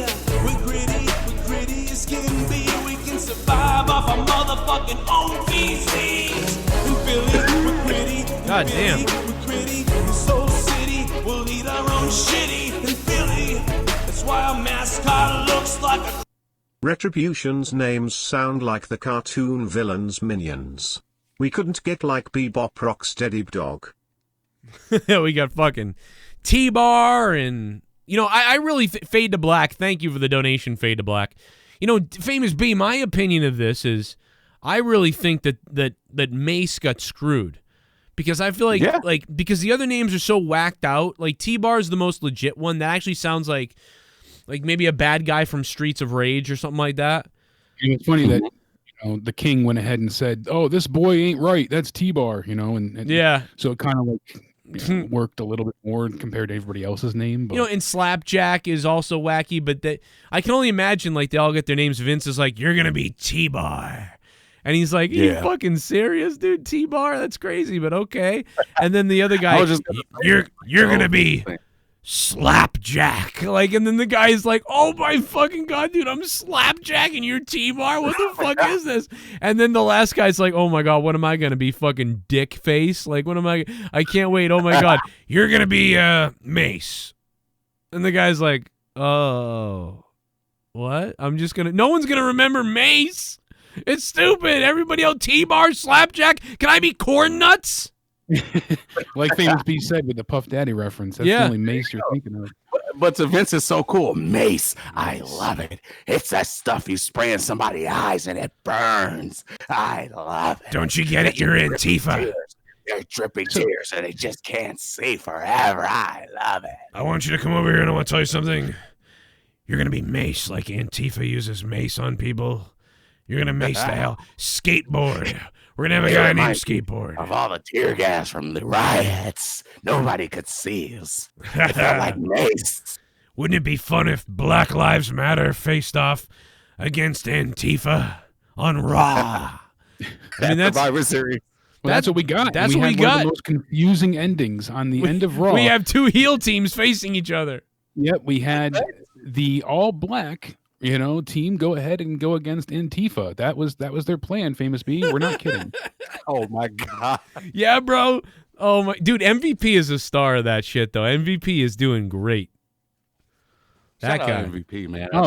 He's fantastic, and the Hurt Business. I like them together, but they're heels. So we're missing the them Proud Boys. Be the one to defend WWE. It was madness. And then the end of the match. So it's 3-on-3. Excuse me. They have the Hurt Business taking on the newly revealed Retribution. So this is their debut match, and at the very end of the match, I don't even know that the ref called off the match to say it was a disqualification because the non-legal man on Retribution's side hit one of the people that was in the ring. So because it was a tag match, they're saying they brought back this secret rule that if you're in a match, and you're not the legal man, and it's not a timed count after a tag, you can't go ahead and attack somebody. Yeah, you can't interfere, or it's a disqualification. Now I remember that years and years ago, but suddenly they're suddenly coming back to this rule being a thing, and it hasn't been a thing that's been practiced in ages, especially not in WWE's universe. So for them to have a disqualification, and on top of it, it was a submission finish. You're allowed to break up a pin or submission. Right. It just tells me that it looks like they're really going in on both, factions kind of deal. Yeah. So they're looking to push both of them. Oh, so absolutely. Keep them both strong kind of deal. You know what I mean? It's just the fact that the referee botched again for a second week in a row. So the week before, they botched during the Mickie James match, and that was a disaster. So what are they? I saw that. Oh, MVP. Yeah, I mean, what did they? What are they called? The Hurt Business. The Hurt Business was legit. Like, I know that they're supposed to be the heel team, But when they came out and their music hit, dude, it was kind of like a pop. Like, yeah, go get them. Like, you got this. It was literally all I could think of was Antifa. Like, it's Antifa, and the BLM is like, can we do our fucking protesting the right way, like we wanna, without you guys clubbing people with skateboards and breaking shit everywhere? Like, can we do this? So, like, that's why Vince was like, yo, BLM versus Antifa. Now the Proud Boys are going to be showing up next week. So we get everybody involved in this thing, or the Boogaloo, whatever the fuck they are. Oh, there's two different groups. And so we're going to bring in what are the guys? The guy that got sent back to NXT because he tweeted he liked Trump? The Forgotten Sons. Yeah. He made a big mistake tweeting about Trump. So huge, because they were getting they were going to win the tag titles. Yeah. Now they might be coming back, but it might be without Riker. So why is the guy even signed? So he's basically fired because he said, "I like Trump and America. I love America," or something. It was at the height of the BLM protest too. So they, it's one of those really things. Bad optics for WWE. It's one of those things you should be able to say whatever you want to say, but when something sensitive like that is going on, and you're like representing, I get the offense that it's like publicly traded. You're being louder. You're trying to be louder about something else when some other cause is going on. So it's sort of like, I guess everybody should be allowed to say whatever they want. I do believe that. It's just, but I know what they mean. Why some people were bugged, because it's like people are trying to come up with this, with what they're doing, and then this guy comes in and says, all lives matter and God bless America and I love Trump type of thing, and I guess that's a problem. I don't know. Yeah. That fucked here's him what up. I think. What do you think, Famous B? Here's what I think personally. As professional wrestler, obviously someone who's seen in a public image, this is what I think. If you're on social media and your name is, let's say, Jackson Riker, I'm not saying it is because I'm not sure. Right. But my point is, if that's your name on social media, then how you feel as a person should not be expressed on that social media account. Then go and make another handle as your real name to express how you feel personally. Right. You cannot do that if you're an entertainer for an entertainment company. You just can't. You have to keep it separate. But here's my argument to that, though. The problem with that, Famous B, is I agree with you. I agree that maybe you have to decide at some point, is this my personal thoughts or is this my character and I'm trying to connect with the fans? But what about guys like let's go the opposite route, right? Like, let's go LeBron James. He's very active in the politics and that sort of thing. Or even anybody else, like, anybody or any other wrestler. All the wrestlers are tweeting about their beliefs and stuff. So you think all of them should stop and just be like, yo, I'm a pro wrestler. Like, let's not talk politics. Oh, there's certainly an anti-Trump bias. I mean, that's for sure. Even I don't care for him, but it's easy to see. Right. Like, obviously, I'm not a big Trump fan either, and I've always... but they're treating it like he had, been found molesting people and said the N-word a dozen times. Well, they treating him like he tweeted out "Round up the blacks." Absolutely, and that's I don't feel really the sentiment. I understand the offensiveness though, because I understand there's a lot of people out there, a lot of our friends who are black and stuff, feel attacked and feel like something's going on. And they are, and people are worried, and so it's not supportive when you try to purposely sort of counter their sort of, I don't want to say cries, but like their calls for attention and calls for help. Yeah. You know what I mean? So I get it. But Famous B, I got it. What do you got, Famous B? Because we got to come up with a solution here. Check this out. Okay. What I'm trying to say is, if you're a character and you play a character, it's kind of like when you go out on social media and you put like however you feel. It's kind of like that is that it's coming back on the character that you play and the company that you work for, versus if you are to, let's say, for example, put your real name and specify how you feel as the real person. Now, I'm going to relate that to the Hulk Hogan situation. And look, Hulk Hogan didn't do this. Terry Bollea did it. You know what I mean? Yeah. It's like, it does not come back on you. And Terry Bollea has a much smaller dick too than Hulk Hogan. So. But you see what I'm saying? Like, Yeah. it's kind of like you gotta work it like that. It's like, okay, for example, it's like, okay, if it's like people with a different persona. It doesn't even have to be wrestlers. It could be anybody. It could be anybody. If you have a different persona and a different character in any way, shape, or form, if you're on social media, that character should only be putting out stuff that has to do with that character and the company that it works for. In my opinion, if you have a strong belief about something, then, like make a different, like come out as the person that you are, which, like your real name or whatever. And you think that about everybody then? It has to be a listening. separation. Hulk Hogan explained this best to us when he got out of that shit and said this wasn't Hulk Hogan, this was Terry Bollea kind of deal. So you kind of got to play both fields like that. But I wonder what's worse, and not to go off into this type of thing, political stuff, but Jackson Riker or whatever his name is, being like, that's a little bit of his character, kind of this redneck. I love my country. We're the best. You can almost kind of fit their heels. Yeah, it does kind of fit it. I agree. But Hogan, to me, I don't think what Riker did was as bad. I think all Riker did was express his opinion on his social media. I think he's going a little too deep. He's reading Bible excerpts. I love our president. And yeah, I mean, that's what he said. God bless America. I love our president. That's all he said. Like it was very simple. But you look at what Cornerstone just brought up in the chat. But dude, Hulk Hogan called back faster. What? Velveteen Dream was back faster. Yeah, Velveteen Dream came back faster, and dude, with several others, Hulk Hogan was calling people N-words in his private home where he thought nobody was listening to him, and on social media he's a whole different thing. So what's worse? Jackson Riker being like, "Listen, I'm a Republican. I love Donald Trump, and I love our country. God bless everybody." What's worse, that or the fact that Hulk Hogan goes on Twitter, says, "I love everybody, brother," but then behind the scenes he's calling people N-words in private? That's kind of freakier to me, because at least Riker, where he stands and what he's saying and stuff like that. I like it. I love it when people come out and they act racist or they are racist, because then I'm like, okay, now I know who that is. Hulk Hogan though, and I don't even think I think a lot of people still don't even think he's. I don't know, man. I know I've heard from a lot of people that met him and other black wrestlers who even say, like, I don't really think he's racist, but what he said was fucked up. And I'm like, okay.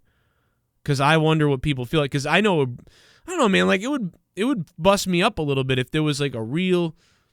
I don't know, man. Like, I'm trying to think of an equivalent to it, right? Like Mike Tyson. I've heard him say shit about white people. I never think I don't like Mike or he doesn't like me. I love Mike. Mike. I think it's funny, But there's never been a word that equals that word. So would I be depressed if I had been a Hogan fan, and now I hear that he calls people that look like me that behind the scenes and tells his daughter stay the fuck away from that? Then look at this, like Mike saying like what he said. Like, let's say for example, hypothetically speaking towards white people, it's like if we were to flip the script and say, like, maybe he said that because out of because of all the hate that he's gotten, obviously as the color of his skin and this and that. If we flip the script, do you really think that Hogan has been like racially profiled or whatever the case may be? You know what I mean? So it's kind of like one of those things where it's like, Hogan was pulled over and then they got his autograph. Hogan was pulled over. They were like, "Oh shit! Like, let me get your autograph." Right? They ripped up the ticket and everything. Yeah, I mean, like, dude. Like, sorry, Hulkster. Oh my God, my kid loves you and Mr. Nanny. But no, I don't know. So like the whole thing with Jackson Riker, I don't know, bro. I think I think they went a little too far. I think if I was him, I maybe wouldn't have tweeted that at that time, because I would have given people respect of, they got a movement going on. But other people would say, bullshit, you're American, bro. Speak up. And if you support your president, support your fucking president. Support and stand up for what you believe in. Don't cuck out and back out because other people have some kind of movement. So there's all these different arguments. But the bottom line is, I just don't believe this guy should be punished for tweeting, I like the president. Like, well, I do agree. Yeah, I agree. Like the crime, I'm not like trying to justify the crime, whether it's right or wrong, whether he should or he shouldn't. I do agree. I feel that's very soft. it's just more or less, obviously, like my point is just trying to state, like, what, like leave the, personal to like your privacy of who you are as a person, like the guy you are when you take off your boots and go home kind of deal. Well, see, I think you do that well. But the crime that wasn't a crime that he should be punished for. But you do that well. Like when I look at your social media and stuff like that, it's like your stuff is, even I do it too much. I'm posting stuff all the time, but a lot of times because like I'm trying to remember it for later for a news or a politics show or a news show. But even I'm like, damn, I got to tone it down because even Leah, she's like, are you like a fucking right-wing person or something? I'm like, no, I'm just, she's like, everyone's fucking messaging me about what's wrong with you. And I'm like, oh, no, there's just a certain hypocrisy I see. So even I got to tone it down because I don't want to chase people. I don't want to do that. So I think the same thing with you is like, I wouldn't know what your beliefs are looking at your Twitter. I just know Exactly. Famous B is a fun time and he's a wrestler and what's he doing next and he's funny on Twitter. Like other people, you start dividing people when you start posting stuff and you lose fans and shit. And that's the problem. But like you said, it should be fair for all. Like Michael said in the chat, why is it okay for the left-leaning wrestlers to voice their politics in support of BLM, in support of, anything? Yeah, so It's wait just, a minute. Famous B, do you think people should stop the hashtag BLMing all over and those type of things? Well, I mean, like, once again, it's not about what they say or do. It's just about like separating it. I mean, if that's what they want to do, then they should separate it and use their personal agenda to rep their personal beliefs. That's all I'm saying. It doesn't have to do no matter what. Like, yeah. So you're just saying no matter what, left or right or BLM right, yeah, or Antifa, no matter what, whatever it no is. matter what, keep that separate from your personal and your professional persona. That's all. So if I was Slapjack in the WWE, have my @Slapjack Twitter and then my personal Jake DeMarco Correct. Twitter, and then I can make my own thoughts my own. Correct. Yeah, because then you're And not then- representing the company as much. Exactly. So therefore, it's That's like, brilliant. how is it that they're going to come as a company and come down on me as, I don't know, like fucking Michael Green, aka Braun Strowman. I'm just making shit up. But get mad at Michael Green and treat Braun Strowman like shit, or in terms of that company relationship business. It's kind of hard to do that. But when you are at Braun Strowman saying whatever the fuck Michael Green feels, then that's different.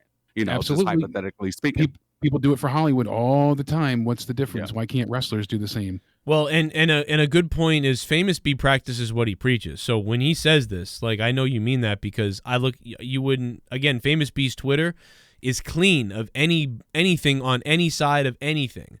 And, I think you're one of the more level-headed people like that I ever speak to. That you kind of look at every situation like, let me think about it based on what you're telling me and what I know, and then you come up with an idea about how you feel about it. You don't really go hard in one direction or the other. So, whereas I'm a little bit opposite. I'm more like throw it all at the fucking wall and see what sticks, and then start to try to figure out how I believe in things, which is a weird way to be, but I'm like that, man. I'm very like, hey, throw it out there, and then I'll get in a fight with someone, and then they'll eventually be like, here's why you're wrong, and I'll be like, oh shit, man, I was wrong, and I'm weird like that. But I think if you're a wrestler like you and other people, what a great they really got to be careful, and yeah, they would do themselves a service to tone it down. For everybody, and so they would do a lot better if they weren't so political, because it's really jading people right now. It's give it a hell yeah. Nobody wants to hear it. WWE needs to go to Japan and get some of the NJPW creative staff. They've continued storylines from like decades ago. Naito's double champ was years in a making storyline WWE would have trashed after 6 months. Yeah, that's crazy, dude. I heard about that. That's, like you said, years in the making. Fade to Black. The problem thanks, with man. that is Vince doesn't do anything that somebody else has did and be satisfied with it.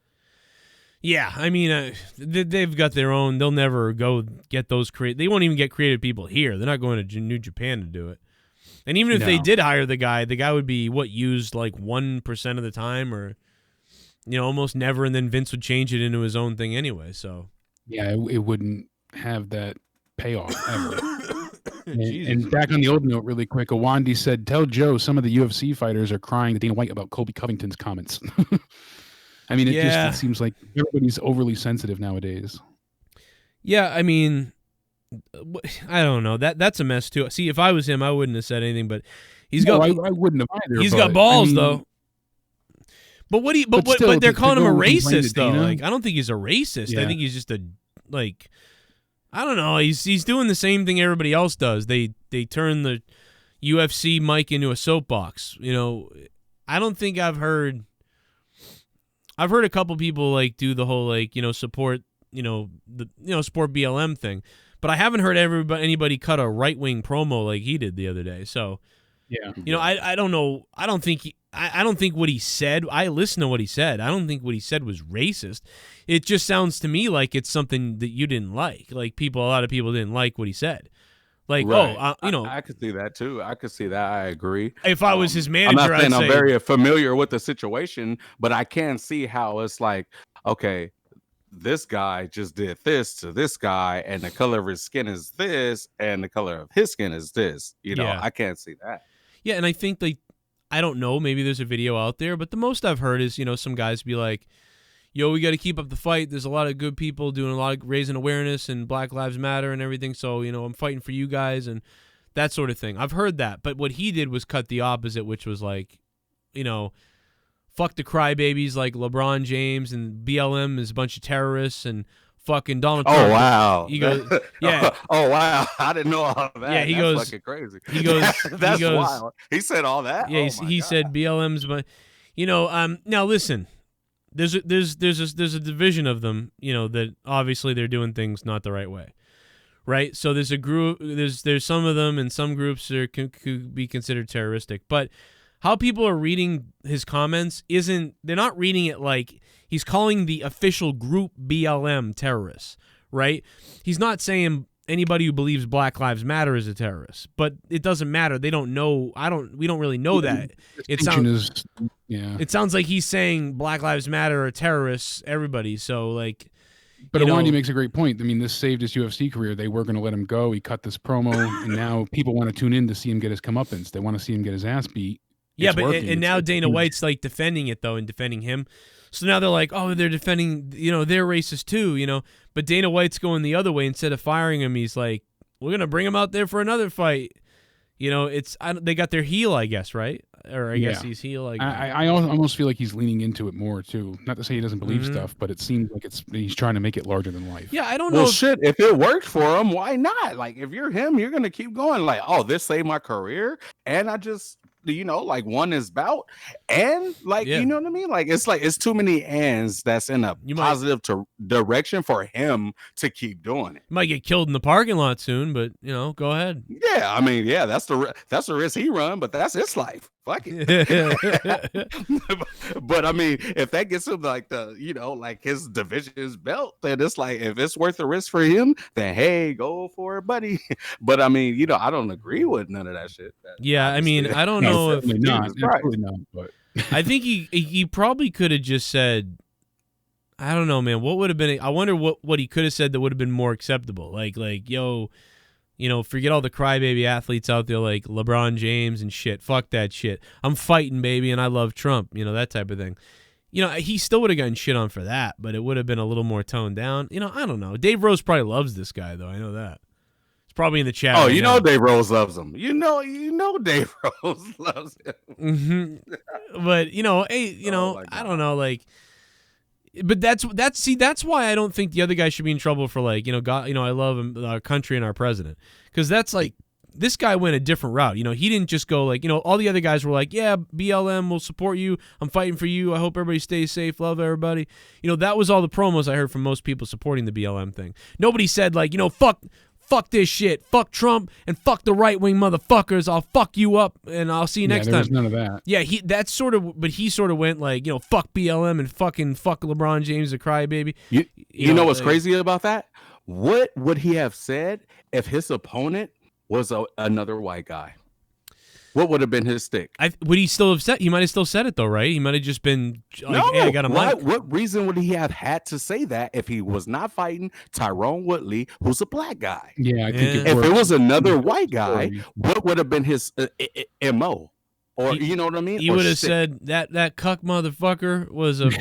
I don't think it would have worked. He would have said because that's not the topic of what's going on. He's a fake right white now. guy. It would have been like, he's a Not what's fake white popular. guy. He supports whatever the fuck. I don't even know. You're right though, but the guy's now he's He fucking wouldn't have had as popular. much interest. Now he's gonna make some money. Speaking Yeah, of, he's absolutely reactionary. Jeff 94 is right. It's very true. It's working well though. It is. Everyone's Yeah. talking about the UFC, good, bad, or indifferent. people No want to such thing see as this bad, guy bad. demolished now. You know what I mean? They want to see him. And Eric You get it Bischoff said it best: controversy creates cash. So whether it's right or wrong, it's controversy. So Well, what it's gonna do? I think what he should do. And I've never watched a UFC pay-per-view in my life. I want to tune in just to see you get your ass beat. You know, Wow. whether they do or not. Still, people are passionate, and I guarantee the buy rate's going to go through the roof. Yeah. Do you think that shit, what was I gonna say? Fuck, I don't remember, but I don't know. I just know that maybe he'll go on Mike Tyson's show or something like that to try to he'll do the fucking I have a little bit of problem with you. I had a problem with what you said about my people, man. Come on, Mike Tyson show, man. Come on, talk to me. I go back in time, I eat your fucking face. I wish I could go back in time 30 years so I could fuck you up in front of your mother, in front of your fucking kid. They watch you get your face smashed in. Then they'd be like, dude, I'll never say what my dad said because that black man beat the fuck out of his ass. Like, I'm like, oh my God, dude. Imagine Tyson cutting a promo on him, dude. I'm not Woodley. Come on, you talk to Mike. Come talk to Mike. You think I'm Woodley, motherfucker? I'll eat your asshole out, motherfucker. You honky motherfucker. I'll eat your asshole out and I'll sell your party parts to Don King for $5, motherfucker.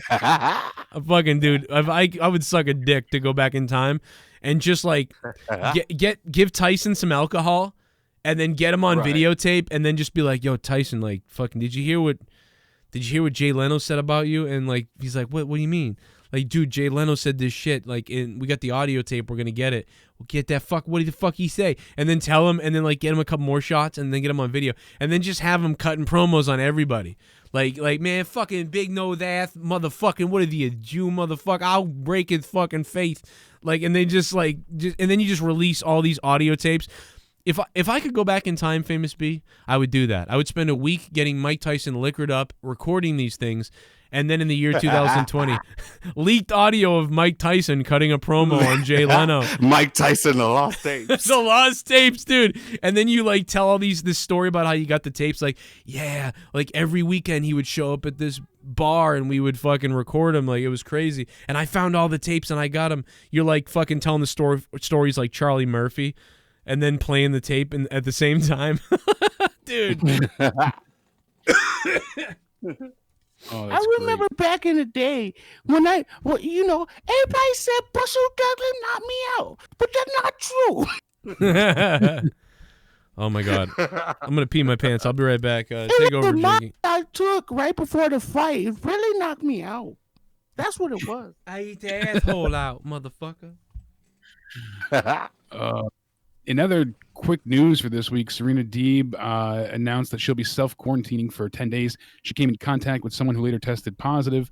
So now that she's been hired by AEW Wrestling, she's staying away from there until she knows for sure that she does not have COVID. Unfortunately, though, there's been quite a increase in positive cases in the wrestling community recently. AEW talent have been hit with COVID-19. It was said that multiple wrestlers and talent present at All Elite Wrestling September 9th tapings tested positive. We know, as we said before, Taz's crew is not all there. Brian Cage had to back out of the triple or six-man tag, and he won't be back for 2 weeks after testing positive. We also know that Benjamin Carter is another one that tested positive, and he wrestled Scorpio Sky on that late night Dynamite show. So hopefully Scorpio's okay, and he wasn't positive at the point of that taping. NXT had to change their Gauntlet Eliminator match around due to the COVID-19 outbreak that they had in their camp. So one tag team match had to be changed, and then we also said that the Eliminator match that they held this week, they had to change, several participants. So. And also in the Performance Center, classes are now indefinitely postponed. They just started them back up again, and now they're postponed once again. So these positive cases are certainly a bit of an issue, but It's said here, Famous B, actually, that it believes a party is to be blamed. One of the NXT superstars apparently threw a party. They're not saying who, but the belief among sources coming from PW Insider is that the outbreak started after an NXT talent threw a party that fellow trainees attended, leading to an asymptomatic transmission of the virus that then spread among those who work and train in the Performance Center. Jesus Christ, man. Wow, what madness. I mean, wow. Like, that's absolutely terrible. I mean, man, a lot of these facts that you just said, I was completely unaware of, you know what I mean? So, man, shout out to Cage, definitely one of my brothers, but shout out to everybody. Shout out to everybody, obviously, who tested for this. But yeah, I mean, me being close to Cage and me being close to Sky, and man, like that's just wild. So hopefully they're doing okay. Hopefully they have a speedy recovery. I mean, Sky is like, I noticed that you said that he didn't, have it per se, but he came in contact with a wrestler who did. Yeah. But just in case, shout outs to these guys and shout out to everybody else that has attracted this. But man, this thing is so wild. You know what I mean? It's just putting themselves at risk for our entertainment. It blows my mind. You have to keep that in mind. They really are. They're putting their lives at risk to keep us entertained. And you can't, no matter what it was, no matter how you justify it, saying, oh, they get paid. That's besides the point. The AEW said they could have stayed home if they weren't comfortable. I don't know about WWE, how long that would have lasted as Roman's return and Sami Zayn, but still, Right. Excuse me, it wasn't Cage, it was Lance Archer. Excuse me, Lance Archer. Oh, so okay. All right. I screwed that up before. Thank you, D. Welsh. Too many names in front of me. So we were talking about Cage before, so yeah, Lance Archer. That's who it was. Excuse me.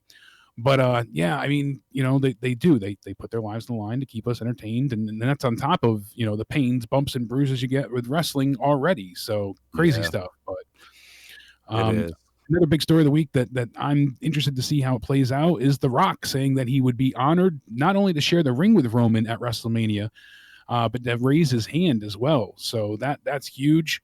Roman Reigns then replied saying The Rock at WrestleMania, and then his cousin Jey Uso this Sunday at Clash of Champions. He said, my responsibility is putting our family's name on the top of the card and at the center of the WWE universe. And really, that's what he's doing. If that's the case and that's the plan they take, damn, it certainly is, one hell of a possibility for Mania. I would be all about a heel Roman Reigns taking on a face Rock. It's a good the match. I mean, it's a good, I guess kind of way to frame it if you're Roman. But like when you said that, like my thinking said, okay, well, what about all the main event matches The Rock has had already? Like, didn't he not already put your family name like on a pedestal? That's what I got from that. Like, you know what I mean? Exactly. Yeah. Well, he spoiled the match. He's like, I'll raise his hand. Well, don't tell everybody. What are you doing? We said he would be honored to, but you never know. We already seen this. We already seen this at the Rumble, and it didn't do a hill of beans for anybody. Well, that was also a face, Roman in a point in time where Daniel Bryan was the desired top guy, but they were forcing Roman down our throats. So he really got a lot of backlash with that. Yeah, you'd get the Hogan Rock type of deal, like almost like, I mean, people would definitely cheer for Rock. So if Roman's the heel and Rock's the face, and Roman beats him, but Rock raises his hand, how would that make sense? I don't think it does. I think what he should do is beat the shit out of The Rock, then beat the shit out of the Usos maybe, and just leave them all in a fucking heap. Or have the Usos join him, and they all attack The Rock, and be like, you fucking think you're this big Hollywood fuck now, or whatever, we run the whatever. And they just lay The Rock to waste. Yeah, because Roman had talked about starting some form of a stable. He said he would love to have a Samoan crew, get all of his family together and have them, run down everybody on the roster. And it certainly is an interesting idea. Put the Usos together with with Roman, go from there. Wouldn't be bad. He already did that in the last Fast and the Furious movie. Yeah. You got all the Samoans together. Well, speaking of Clash of Champions, I know we do have the pay-per-view this Sunday. Did you? I don't know if you still. No, I'm good. Let's move over to the man. Let's move to the predictions. Let me drop a dono real quick. Catch up here. Oh, a little bit of the bubbly. That's it. Want some bubbly? Look at this stuff. A little bit of the bubbly. That's it. Amanda is a false god. She's a bot. The only thing real about her is her cock. Anyway, shout out to the chat. Love you all. And famous B. Would you ever lay pipe on Debe? Famous B, you remember what Debe even looks like? I love toes, thanks. I think he muted. He might have gone to pee-pee. I love toes. Thanks to the $3, bro. No. I heard that. Yeah, no. No, I don't remember what Debe looks like. No. Famous B's not feeling Debe. Hold on. I can find a picture of her. Now, if her name was Deb B, that might work for me. I forget her. Trying to find a picture of her, you know. Well, I can look at the Tommy video from the other day. Hold on, Tommy hangs Well, you pulled himself. that up. Naomi from WWE, she underwent unexpected surgery. So apparently she was having a fibroided tissue removed that was causing her a lot of issues. She's recovering and promised she's feeling better already, but we don't know how long of time she'll be out of action for. So, and then Ivar also sent out a tweet yesterday afternoon showing that it's been a little week since he had his neck surgery, and he thanked everybody. He said it's really humbling, and he said, better, stronger, healthier, here I come. And he's showing a picture of an x-ray of his neck. So hopefully he's healing well also. She's about 50. I love him, man. Shout out. Oh yeah, Hanson, yeah. She's 50 something years old. Honestly, you're just a loser, you know? You don't have pillows. What does he think that means? I don't know. But apparently he thinks he's going to serve Elfie Grumlows as food, and they need garnishing or something. I don't know. I think he's nervous. I think he's getting horny right now. Can't sleep well. Is that me, or is that... that's Tommy. You know, why is he dressed like Dick Tracy right You're a goofball. Okay. Well, no, you're not a Watch him insult her 7 times now, Famous B. loser, most definitely, but... Loser, most definitely, but... Okay. Well, no, you're not a loser, most definitely, but...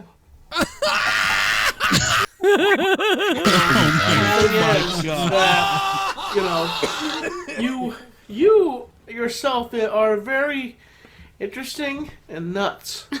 As I've gotten to learn about you and gotten to hang out with you and your son. Nuts in a good way. Pimpin' 101, folks.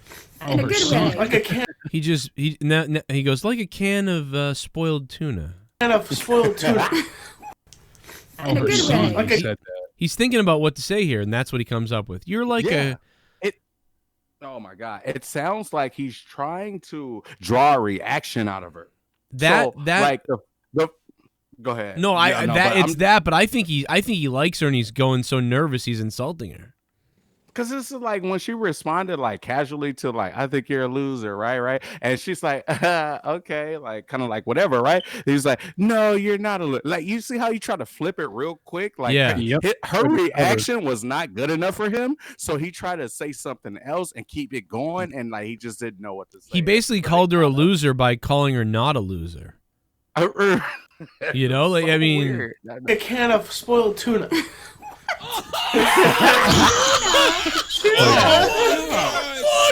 Oh my god! Is this still like love thing? Why would you stop? Oh my! You're not like a total loser. You're more like a can of expired tuna, and you'll be better off. What inspired you, and what puts you? A woman of your age. Oh no! Your age. Oh my god, dude! It's just That was too great good. for monetize this. So that's all the Debe I got for you, Famous B. But you know, she's 50 something.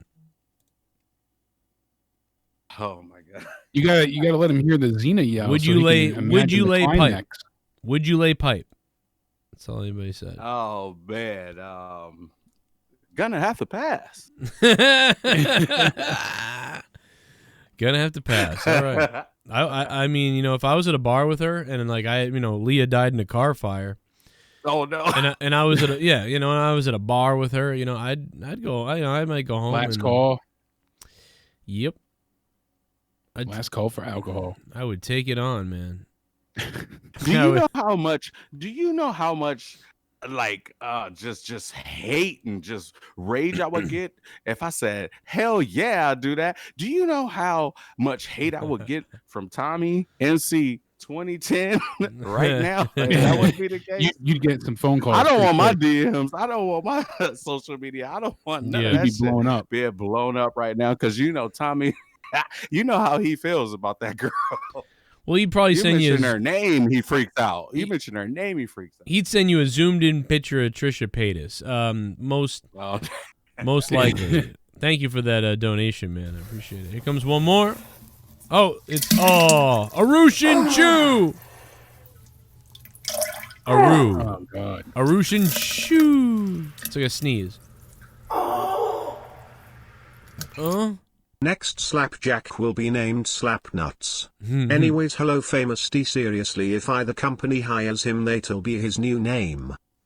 Famous D? Oh my God, that's a great idea. Yo, I used to be called Famous B because I was about getting people money, but now I'm called Famous D. Because I lay that dick. Because I lay that I lay the pipe, son. Arushin Chu, thank you, man. He could make Famous D work. Famous D. Got that Famous D. What up, Aru? Basically, you could pitch it as like, yo, I'm going to be like the new Val Venus. I like it. That's not a bad idea. What's up, everybody? You know I'm here for all the ladies, Famous D. And he just hits on other people's girlfriends, gets into fights, goes around in the town, you know. Go real Attitude Era. Every week he has a different escort or, you know, like manager lady in his corner. So it's like Godfather and Val Venus mixed, but then Famous B. Yeah, that's pretty cool. Like that way, you know, you don't want to do the hoe thing anymore because that just doesn't fly for people. Right. But you know the Val Venus. But with the whole like you know how everything is nowadays or whatever this whole equality, right? You gotta, you know, they're gonna script my promos like, "Hello, ladies and guys." Like, wait, what? I didn't see and all my gentlemen, you know, this shot is for all my metrosexual friends out there. Take a look at this. Or you could just be more like the ladies' man. Like, hey, at the ladies' man. Like instead of being like Val, yeah. That's not like dude on that movie though, ladies. Yeah, that's exactly it. Come on, ladies. Let me Tim Meadows, right? Was it Tim Meadows? Yes, and every week, you know, you start off, you know, last week I took Alicia out to one of the most expensive restaurants in all of Florida. And she was one of the nastiest ladies I ever knew. I'll tell you that. But tonight, I'm going to fuck up Brian Cage in a cage. Now I'm going to sip on some of my Cavassier here. And you like that, like, dude, that shit would actually be funny to me. That is funny. Kind of channel the ladies' man a little bit, you know, and then you do this whole thing. Like you keep dating women and, you know, the women keep coming and unfortunately they don't meet my expectations. But I did have a fun night, if you know what I mean. You know, that's, oh my God, dude, let's go. I just get a little bored quick. I get bored quick. That's all I'm saying. Exactly. Yeah, it kind of sounds like Keith Lee, but Teardrop said greetings and salutations. It's like that, but it's more edgy, you know. And it's that, you know, I'd like to invite my guests now to come out here, you know. Bring on out, you know, fucking Brian Cage. You know, Brian Cage comes out, sits down with you. Brian, when was the last time you were with a lady? You know, like that's like the fucking show is like, that's the thing is mostly it's about the show. Like it's entertaining because now I don't mean a lady from the gym. I'm talking about a real one. Yeah, I'm talking about a gym. We don't want no gym rat or ratchet ass motherfucker. No, like dude, you go this like some girl in the front like the like. You know, you don't want none of these type of lady, like, you know, the librarian over there, little blue pants or blue balls or whatever her name is. Right. Oh my God, dude, that wouldn't fly either, but it'd be funny as fuck.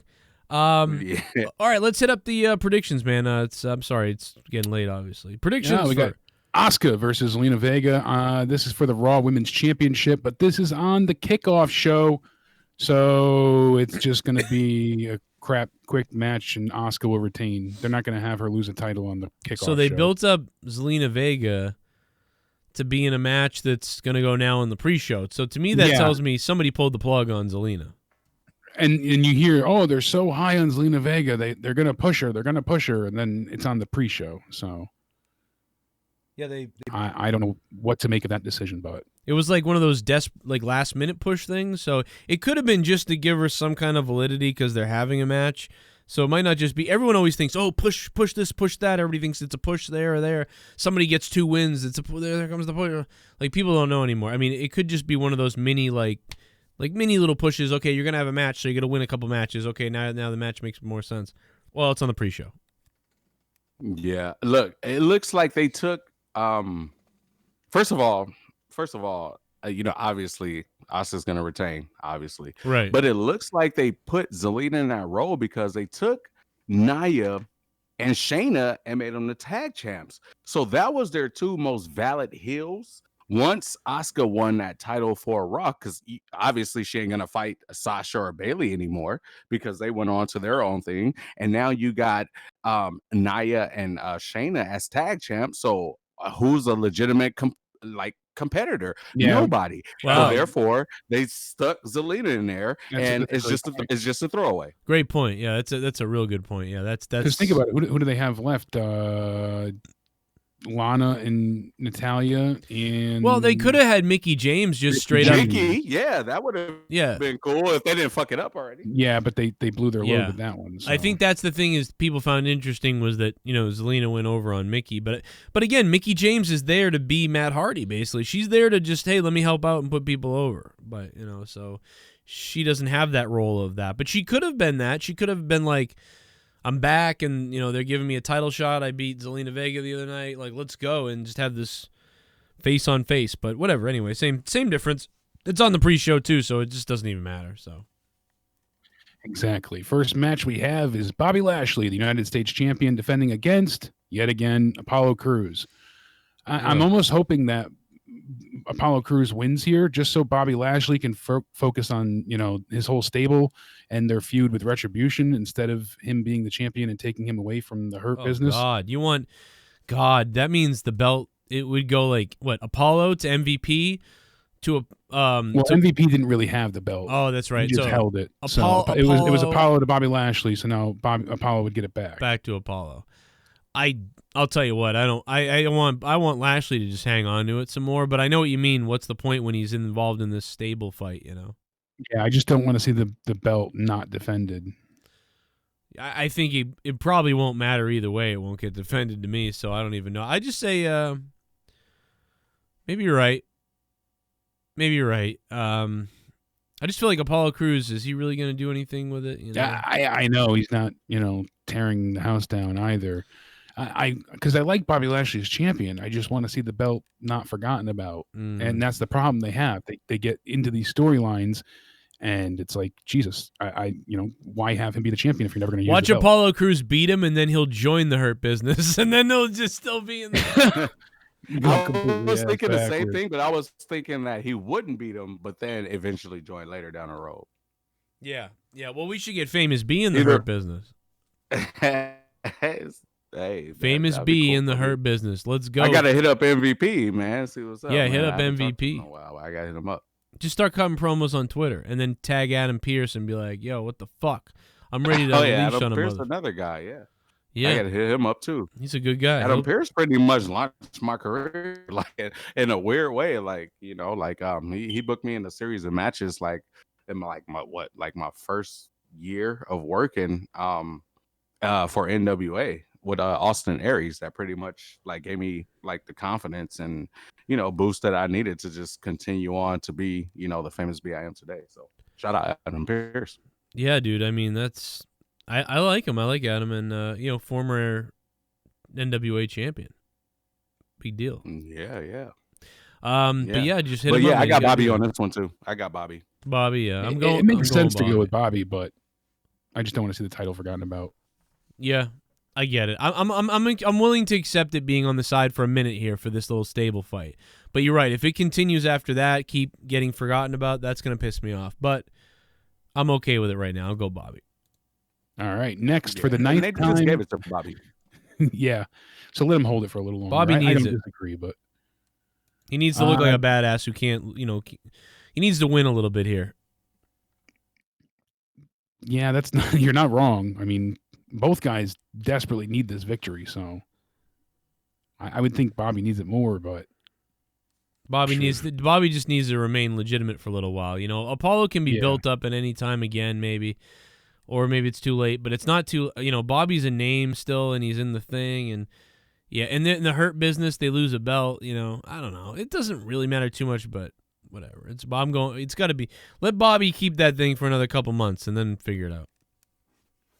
Then for the 9th time in 10 weeks, we have the Street Profits taking on Andrade and Angel Garza for the Raw Tag Team Championships. God. And you got to figure they've been feuding this entire year of 2020. They started, you know, just as the Street Profits finally, you know, did their in-ring stuff, and then from there, it's, you know, WrestleMania onwards. It's just been nonstop. This is not their fault. You know, it's not the talent's fault. It's not. No, this is not their fault. It's almost like you're putting us out there again with each other. Like, what is going on? I don't. God, like, please, God, let this be the breakup of somebody. Hopefully, on Andrade, and hopefully they break. I mean, they work well. I mean, as a team, but I just say, man, break these guys up. But without Vega being in Andrade's corner, I mean, I don't know. Please let this be the last time. I'm gonna say Street Profits for the win because. They just need to they need to look good, and they need to move on with a win here and never have this match again. That's it. Oh man, Jake. Hopefully, I think the Street Profits they win here. And this has got to be the end of the tag team for Andrade and Angel Garza. I agree as well. They already broke them up the week before to have them get back together last week. And they reconciled without actually reconciling. It was very weird. They go on to win, you know, the tag number 1 contenders match, and now they're back going for the titles. I don't see them being able to coexist peacefully. They're going to break up again. Street Profits retain, easy enough. Yeah, yeah. I mean, I totally see that. My whole thing is just it's so weird because it's like, you know, Street Profits won at SummerSlam. So it's like, man, like, why book these guys again? Unless you're trying to like swerve or something. Like, you know, obviously Zelina, clearly she's not gonna win that women's championship. But then, and it's like, okay, so if Street Profits retain, who do they go on to if you know Andrade and you know Garza break up? Like, who do they go on to? So I'm kind of looking at the future in both perspectives. If Street Profits win, who do they go on to? If Garza and Andrade win, now who do they go on to? Yes, obviously they probably throw a couple of rematches or something like that in there.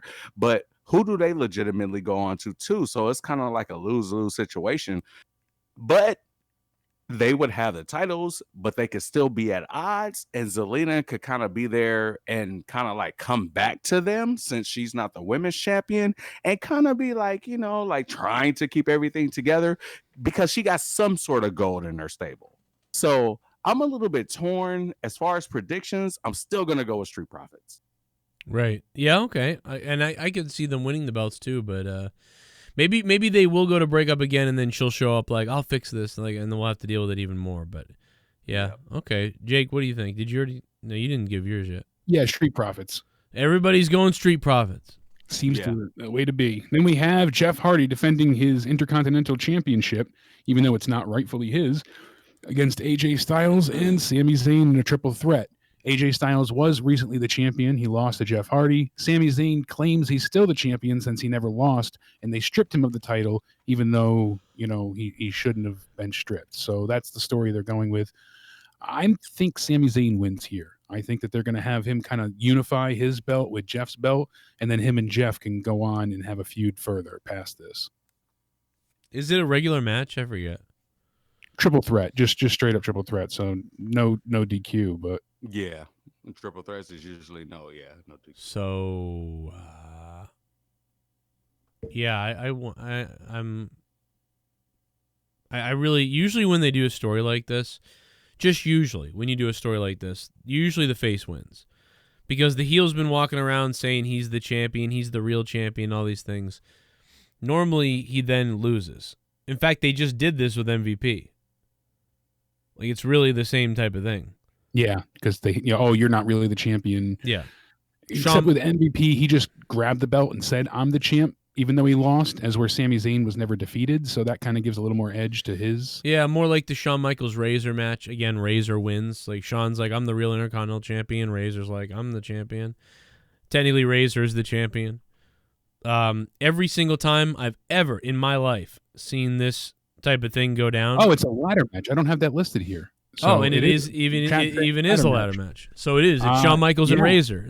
I thought it was changed. So then there you go. So I would believe Jeff Hardy. would retain this belt. Or they're going to hang both belts, so they're going to do the whole WrestleMania 10. This could be the best match on the card. Oh, with these three, no doubt. Yeah, if they give them the time. I was gonna say that too. That's the only thing I was thinking about my hair. I'm sorry, I take all Famous B shit. We gotta let Famous B go first. Say the same. No, not at all, man. Not at all. This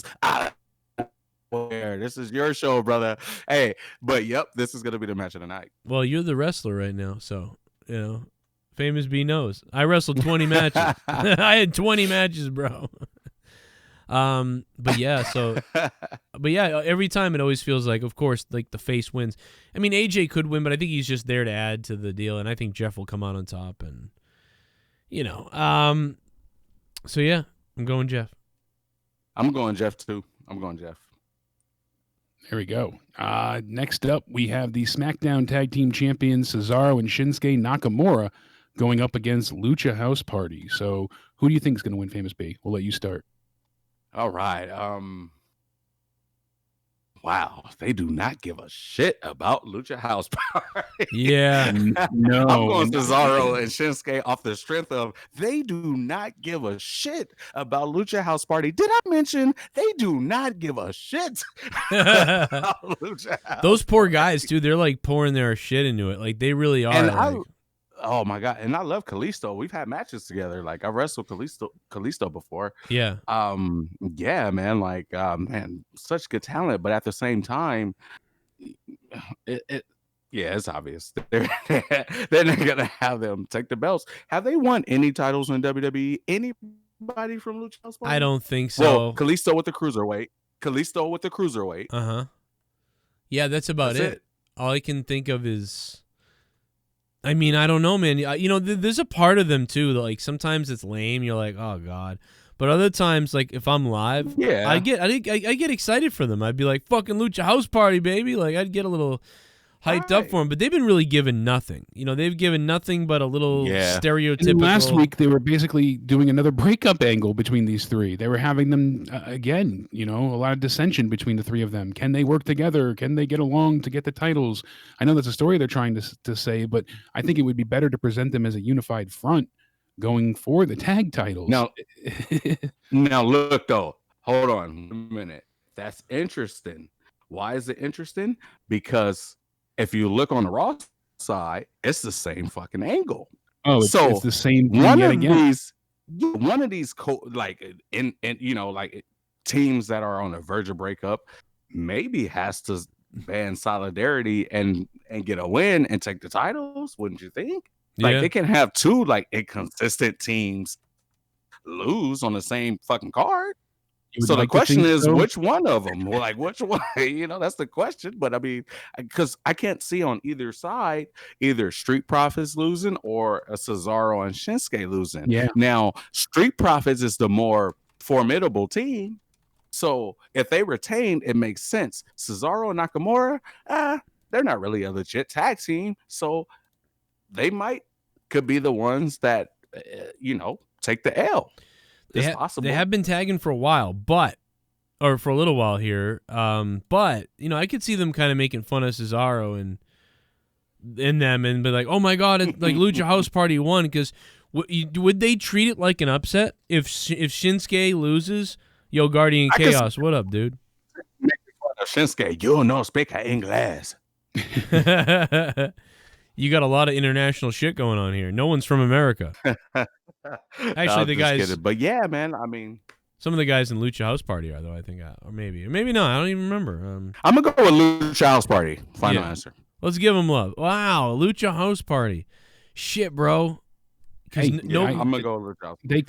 They could steal it, like you said. I mean, both same story, both shows, and maybe they kind of showed them as all this dissension going on, just to kind of be a red herring. That's possible. I am gonna say that Lucha loses to Cesaro and Shinsuke. I'm still going to say they retain as well, and we're not going to see new tag champs in either match. But I bet I think Andrade and what's his name? Garza. Garza. I think they're going to stay together, believe it or not, and I think Lucha House Party is actually going to break up. And they're going to get in like a fight, and then they're going to have like some kind of triple threat against each other or something. The Lucha House Party is falling apart here, like whatever. Like I don't know, like I really think maybe that's true. Maybe that'll happen. But yeah, I think there's going to be turmoil there. Maybe they'll all get in a fight. Be kind of weird. It's weird to do the angle of three guys, right? Like three guys get mad at each other and get in a fight. That's kind of weird. Like Garza, especially if they all need valets. Especially if they all need valets because they can't really talk or have a voice. Yeah, that's a great point. That's another good point. Andrade doesn't really speak too well by himself at all, ever. But he always had Zelina or something. And like Garza she can always come back. But Garza has good English too, so he can speak. Yeah, Garza's going to work well on his own. Andrade needed Zelina in my eyes. Yeah, that's a great point. That's the thing that's like, man, but maybe two of them. So frustrating. Maybe two in NXT they were great. Maybe two of them stay together though. Maybe two of them stay together as Lucha House Party, and maybe Kalisto or one of them, Grand Metalik or somebody, like leaves. So maybe one of the guys leaves and goes solo, but the other guys stay a tag team. And Kalisto's the one that can speak English. So yes, he's Hispanic. I was just gonna say that. Yeah. It's just from like Chicago or something like that. Yeah, Kalisto's Kalisto's like fucking American. He can speak English. Yes, exactly. I don't think Grand Metalik can. And who's the other one? Right. I don't think Lindsay Dorado. Lindsay Dorado. Yeah. I can Lindsay Dorado? I don't think so. I think he's straight lucha too. Yeah, he might have I'm sure he speaks a little English, but it's just nothing that we've seen on camera. So yeah, so that would make, I guess, sense for Kalisto to go on his own because he would be the one to go back to being on his own. Right. I don't know, but because Kalisto had the U.S. title at one point. So. Right. There you go. That's another belt. And then the other guys are a tag team. They've all been on Kalisto. So they do not give a shit about the other guy. Yeah, Grand Metalik and Dorado, they don't care about it all. They don't even. Well, Vince probably. It's like number one, they don't speak. They can't speak English really, and then number two, they have masks on. So that's everything is against them. The masks are on, and they don't speak English. Kalisto at least has that he can speak. They're the quotas. They're the quotas of the quotas. Yeah. Yep. Yeah. Let me see. 18% Hispanic. We got it. All right. And cool. check. 20%, 25% black. All right, we got that. 18% Hispanic. All right, we got 5% Asian. We got that. What else we Bruce, got? God damn it! I told you not to fight. Say, damn it, Bruce! Him. Where's our gay guy? We need a homosexual. But Vince, that son bitch couldn't cut a promo. God damn it, K-Bam. Shout out to Bruce and Connor, man. They still sub over here. What's up, boys? Oh, that's dope. Why don't you call us up? Dope. Yeah, they're dope. Bro, I couldn't believe that. I went over the channel. I'm like, what the fuck? They're subbed to me? What the fuck is this? It's crazy. Then they said hi one day. Shout out to, and then we talked shit about Bruce, and now he's like, fuck that, fuck him. I mean, like, probably criticizing him every week. Yeah, he's probably like, this motherfucker, like, what the fuck the point is, Vince? What the fuck the point is, Vince? I'll tell you. What the fuck the point is, Vince? Famous B, let's change it up. And what was her favorite match this week on AEW NXT and Impact and why? Oh, favorite match in AEW or NXT this week if you watched it, I guess. Ooh, I didn't. Man, I'm sorry. I didn't. I missed it because I was away, actually. I was what would you say? What do you know of a couple that you like this whole year? Anywhere? Oh yeah. Man. All right. I can tell you a couple of mine right off the bat while you're thinking. Okay, go for it. One of them is Seth Rollins and Kevin Owens at WrestleMania because in front of nobody they went out and actually had a fun match. Number 2 is Tegan Right. Knox and Dakota Kai, their hardcore match that they had. I really enjoyed that. And number 3, did you see last week's AEW? No, I missed it. I'm Last sorry. week's AEW, Famous B, ended in a street fight that Dave Meltzer Okay. gave a 5-star to. Wow, no shit. He didn't even I give gotta The go back and Undertaker and watch Shawn Michaels at WrestleMania one of them a 5-star. Oh, get the fuck out of here, man. That's like my favorite But- match, man. That's one of my favorite. WrestleMania 25 with Taker and Sean. Come on. I don't know which did not one he give that didn't a give 5 stars to, but somebody was talking It about was the other probably day. the second one because it wasn't as good as the first one, but Jesus. Believe it or not, Famous B, you got to go back and watch it. Best Friends and Santana and Ortiz. Santana and Ortiz. Chucky Loud and powerful. With a surrounded parking lot of cars. And Best street fight, hands down. and- I mean, dude, it murdered Velveteen they did the Dreams. Eddie Guerrero, John Cena, the Eddie Guerrero, John Cena gimmick. I'd take this over that, yeah. Yeah, I'd But take they this did too. That gimmick, it worked well. With 12 minutes of TV time. It was amazing. Okay, I'm definitely gonna go back. Yeah, I can't recommend it enough. My favorite Definitely match of gonna the go year back and definitely watch has that. to be Wow, that's amazing. Okay, Goldberg, so Braun Strowman, come on. Everybody loves that. Famous B, we got Nia Jax and Shayna Baszler. I don't even know if this was this. No, give him one. What's the match you're thinking about? Yeah, what are you thinking of? Oh, well, man, I don't even know if it's relevant to this year because it was Young Bucks versus the Lucha Bros in that. But you know what? It wasn't the latter match. It was the one where they initially fought. But I think that on was Dynamite? like, yeah, that was last year. That, wasn't that like the first actually, few no, episodes of Dynamite? No, I think it was All Out. I think it was the Yeah, you're Okay. talking about Yeah, it was the first you're talking about All Out, the first one after they had the other match. They had the first one. They had the match in AAA, and then they had the match at the first All Out. Yeah. Yeah, that one Yeah. was classic. But that was 20. Man, that one stands out to me. Yeah, that one stands out to me. Like, I mean, I don't know. Like, that one stands out to me. Like, I'm a little bit jaded now because, you know, being a wrestler, it leaves you really jaded.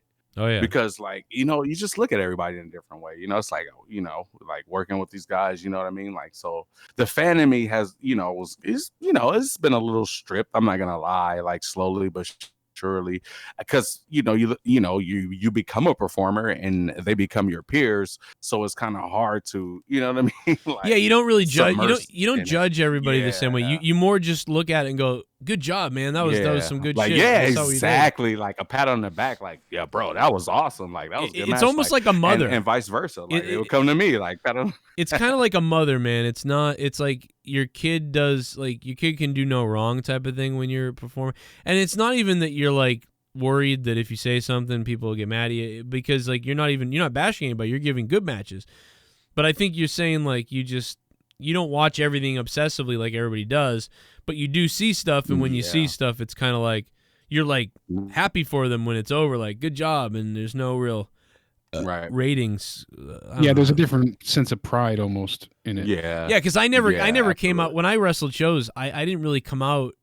You know, when somebody had a really good match, you know, you were like, holy shit, they tore it up tonight.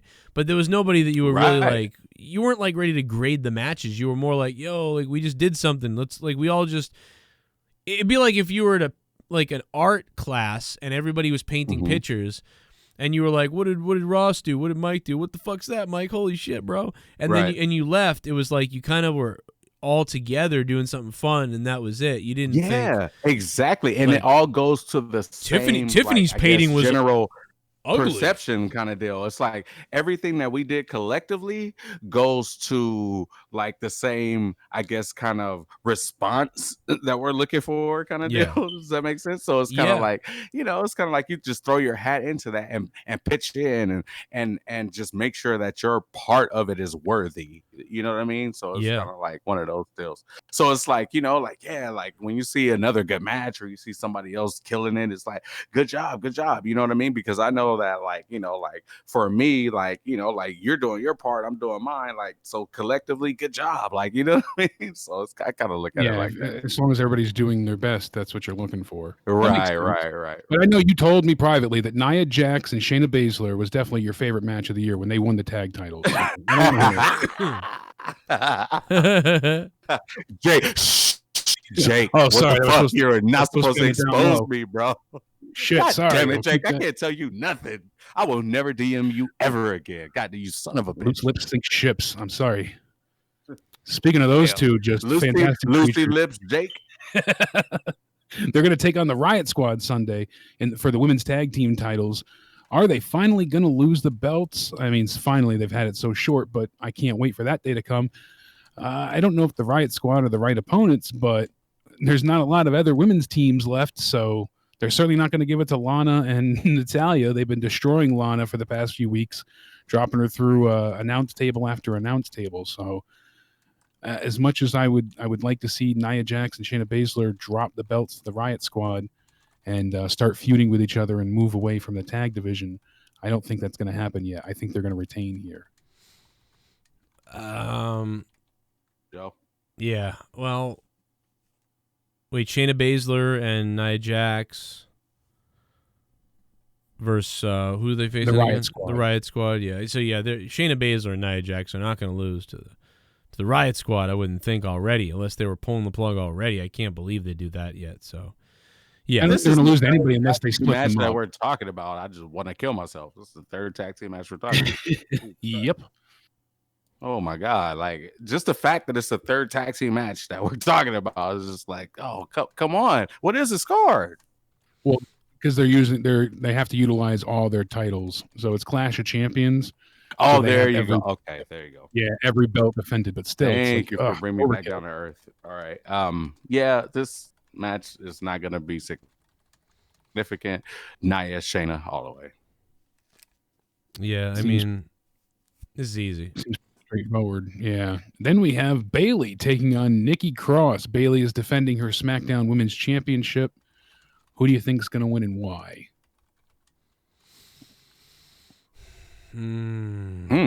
Yeah. I guess I'll start. Bayley. Oh my God, and Nikki. Wow. I wouldn't be surprised. Wow. I can't believe I'm gonna say this. Nikki Cross. Wow. Bayley got shit to do with Sasha. Or did something happen to Sasha? Well, No. That's I've been what's seeing going like with, yeah. little inklings of Sasha's hurt or some bullshit. Well, it's They're like, what kayfabe injury. Like, you know, what happened to so- Sasha? It's just kayfabe. Bayley- Yeah. Yeah, Bayley wrapped a chair Gotcha, around her neck gotcha. and Okay. beat the hell out of her. I just can't believe Okay, so she got business. you took belts off of Sasha, and then Bayley's still running with the one belt, and she's the heel. So I don't know, man. I think that belt's gonna stick around with her. I kind of think that Bayley's going to retain here, but Sasha's That's going where to what's help going her. on with them. I think Sasha helps Bayley retain because she wants to face Bayley for the title. I think it's possible that. Wow. I think it's possible that Alexa Bliss comes down in a trance and takes out Nikki Cross, and then they start working a deal with her weird shit. I thought about Alexa because those are the two main stories going on right now. Is Alexa going through her fiend transformation, whatever you want to call it, and then obviously Sasha and Bayley. You know, Bayley turning on Sasha. Those are the two biggest stories of not just SmackDown but the women's division as a whole. So yeah, I mean, we could see Nikki get screwed from Alexa and turn her heel. That would, with the Fiend gimmick. That's pretty interesting too.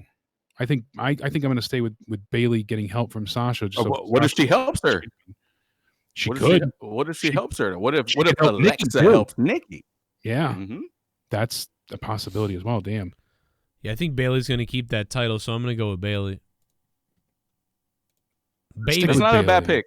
I'm not Yeah. sure, but that's not a bad pick. Yeah, like Bayley's not a bad pick. I would say like she's like what 70% favorite, like maybe even more, 80%. But it's just something about the Bayley Sasha dynamic that is like if you take the belt off of her kind of deal. That like okay, now we could just fight. Like fucking Yeah, fight. now it's not Let's for fight. the title. Now I it's hate you. personal. Right now it's blood. It's a blood feud. Because we know that it's going to lead to Hell in a Cell. That's where this is going. That's where their feud's going to die, and Right. it seems like they're building towards that heavily. Not So- again with Sasha and the women in Hell in a Cell. Yep. Yeah, I know, right? I was at that Hell in Her a and Cell. Charlotte was not great. You were there. You witnessed it firsthand. So Oh my God. I mean, it's different So in can they go person, through a but- work table? Yeah. It was such a weird match. Luckily I was there. It felt better there, but on TV I was like, wow, you guys must have just been like, what the fuck are they doing? It was just boring. There was such hype built around it too, and it just was a big letdown. That was the problem. Speaking of hype, we got the biggest match I think of the night. Up next is Roman Reigns taking on Jey Uso, the Universal Champion. Roman, is going to come in, wreck everything, and leave, I think is the plan. How can Roman lose here? I don't think he can, obviously, but that's not the point of this match. This is all about the story of, him and his cousin going to blows. That should be on the pre-show. I am looking forward to it, but Roman has zero chance of losing, so. Right. Yeah, I can't believe. I mean, this is gonna be like, yo, I'm gonna try to beat my Roman, and then Roman's gonna win. Maybe Roman even cheats. I don't know. And then at the end, like, let me shake your hand, Roman. Obviously, and then he's gonna full turn on Uso and beat the fuck out of him. He's gonna put Uso's fucking leg in a chair, step on his ankle. Roman is gonna fucking annihilate Uso. I believe. Which is weird. Hope so. It's weird because you thought he'd have them in his stable with him or whatever. But I'm starting to think he's going to do the more of a, I only need me. I don't need anybody. And yeah, so I think he's going to fuck up the Uso at the end, like afterwards. Like, okay. If he pulls like a Lesnar Cena where Jay gets no offense in and just gets killed by Roman, I think that could be really interesting too. Like not an outright squash, but like just total domination. No, I think it's going to be methodical, slower. Uso's going to fight back, and Roman's going to become more irritated with him throughout. And then after he does maybe cheat to win. Yeah, maybe cheat to win even. But even if he does win, the real destroy him afterwards. Yeah, the heel move is going to be what happens after the match. Yeah, and Roman's might have new music. We've heard rumors about this week. He's also said that he might be wrestling with his shirt off now. Now I'm coming. An attire change, so that's good. Get rid of the vest. Well, that's it. Famous B's going to be sniffing around Florida now next week. He's going to be looking for him. Yo, can I wrestle him? Oh my goodness. I just don't want to count off the other Uso in all this.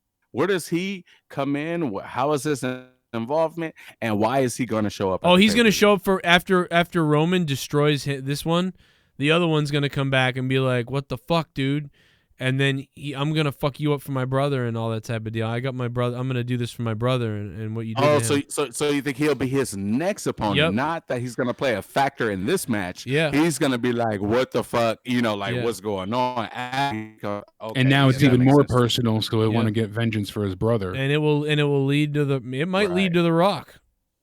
It very well could if they handle it right. So he goes through the entire family into the right. So what is he going to fight? Rikishi at Survivor Series? Well, see, that's the other thing is then you could have Rikishi show up too one of these nights, be like, "What are you doing? I watched you kids play, blah blah," and Roman attacks him. Like it's gonna be. I'm telling you, he's gonna destroy his whole fucking family. It's if you want him to go heel, and then I'm with Paul Heyman. Fuck you people. I don't know. They're clearly family oriented, just given how the whole Mysterios are playing out. So they'll bring everybody in. They'll bring Abuela in. They'll bring the Samoan, grandma. She's they'll bring everybody in. They'll bring in Peter, my Rocky Johnson's wife, whatever. And they'll beat the shit out of all of them, dude. Well, not Rocky, but his wife, yeah. Right. They bring him in. They have to do the Big Show thing with a fucking casket.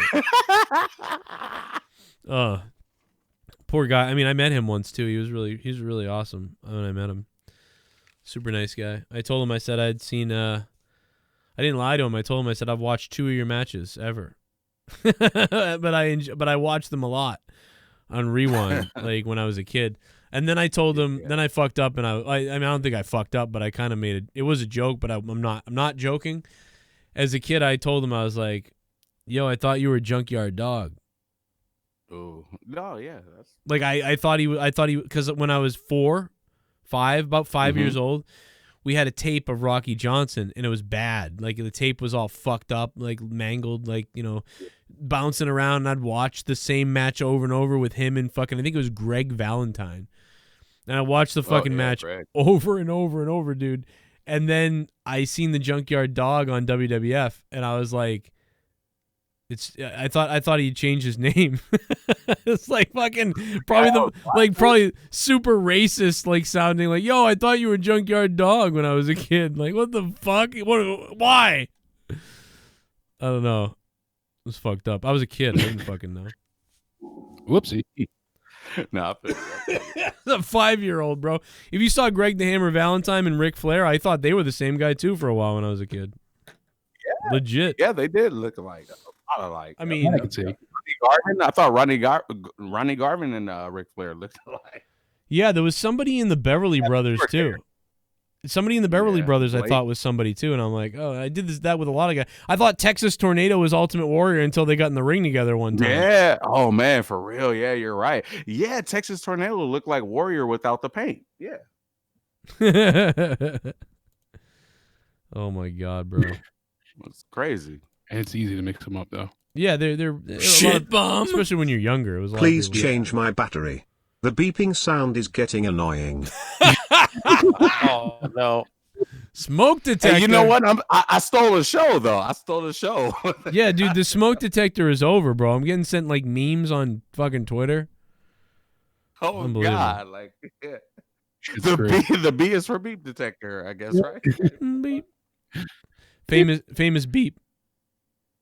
Oh no, sure. Dude, there's gonna be people hitting you up on Twitter calling you famous beep. And they will too, right? Anything, right? What the point is, Vince? What the fuck the point is, Vince? What the fuck the point is, Vince? Fuck the Witty and Arrow's fault for waking me the fuck up with that goddamn earthquake on Friday night. Oh yeah, I heard about that. Everybody was like, "What the fuck?" It was like a 5.3, but that'll wake you up. Luis Antonio Alejandro. And a nice way to wake up. Yeah, he's California, right? Yeah. Because that's where I think the one I'm thinking of was. Did you feel that, famous B? You didn't feel that shit, did you? No, I didn't feel it. I was out of town actually. Oh, that's right. Springs, so yeah, so I didn't feel it. Which is way more. Didn't feel it, but I heard about it. Like, is Palm Springs? That's more up north or whatever. Yeah, it's going towards Vegas. It's going towards Nevada a little bit. You know what I mean? So like, where all the whites are. Yeah, it's out the ways. It's out the ways to where I couldn't feel it. Do you know why I think of like rich white people when I think of Palm Springs? Do you know why? Why? Because there was an episode of Three Stooges from like 1948 or something, and like they're going away to Palm Springs, and all these people are going away. We're going away to Palm Springs, like everybody's going out. So like, yeah, so when I think of Palm Springs, spot, right? Like that's like the Hawaii almost. Yeah. So I just think about it. I think about all these rich, like they all sounded like they had English accents back in the 1940s on that show, whatever year it was on Three Stooges. But yeah, I've always thought that when I hear Palm Springs. Yeah, I heard about it from I heard about the earthquake here, from all. Yeah, no damage at least, so that's good. Thankfully, yeah. The fires is what you got to worry about. It, but yeah, no, I didn't feel it myself. You got to worry about the fires. Is what you got to worry about. Yeah, that's true. That's true. That is true. But yeah, I don't know why it always feels like the strong earthquakes here hit like early in the morning, like like 4 a.m. or something, like, because I think back to the 92 Northridge earthquake, which Northridge is a little bit up for me, like headed towards like the San Francisco, San Jose area or whatever from LA. And I think about that and it's like, man, that one was gnarly. That one was crazy. That was in what, 92? That was the biggest one we had. Was that 9 or 8.8 or something? Yeah, it was like an 8 point something or not. Yeah. Oh man, I remember I was like maybe like 7 years old. Yep. And I remember like it happening, and like, man, it was terrible because it was just like, man, I was so young, right? And I didn't, I never experienced this before. And yeah, that's traumatic shit. It shook so hard, it was wild. You'll never forget that shit. Oh my God, do you know that it started on the day of my birthday, June 28th, 1992. I turned 8. Wow. And that was the day that earthquake hit. Holy shit, dude. And it was damn crazy. It was a well, if it's Lander's earthquake, it was about a 7.3. It says, but it might have gone a little higher in some areas. But that's, I mean, we see a lot of 6 now. So, but I don't know. Man. I don't think there's been one bigger like since then. Yeah, that was a pretty big one. Now they lowered the scale now too, a whole point. So I don't know. When you see 5s, they're really 6s.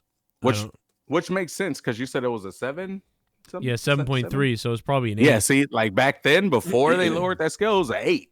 That was an 8 on the.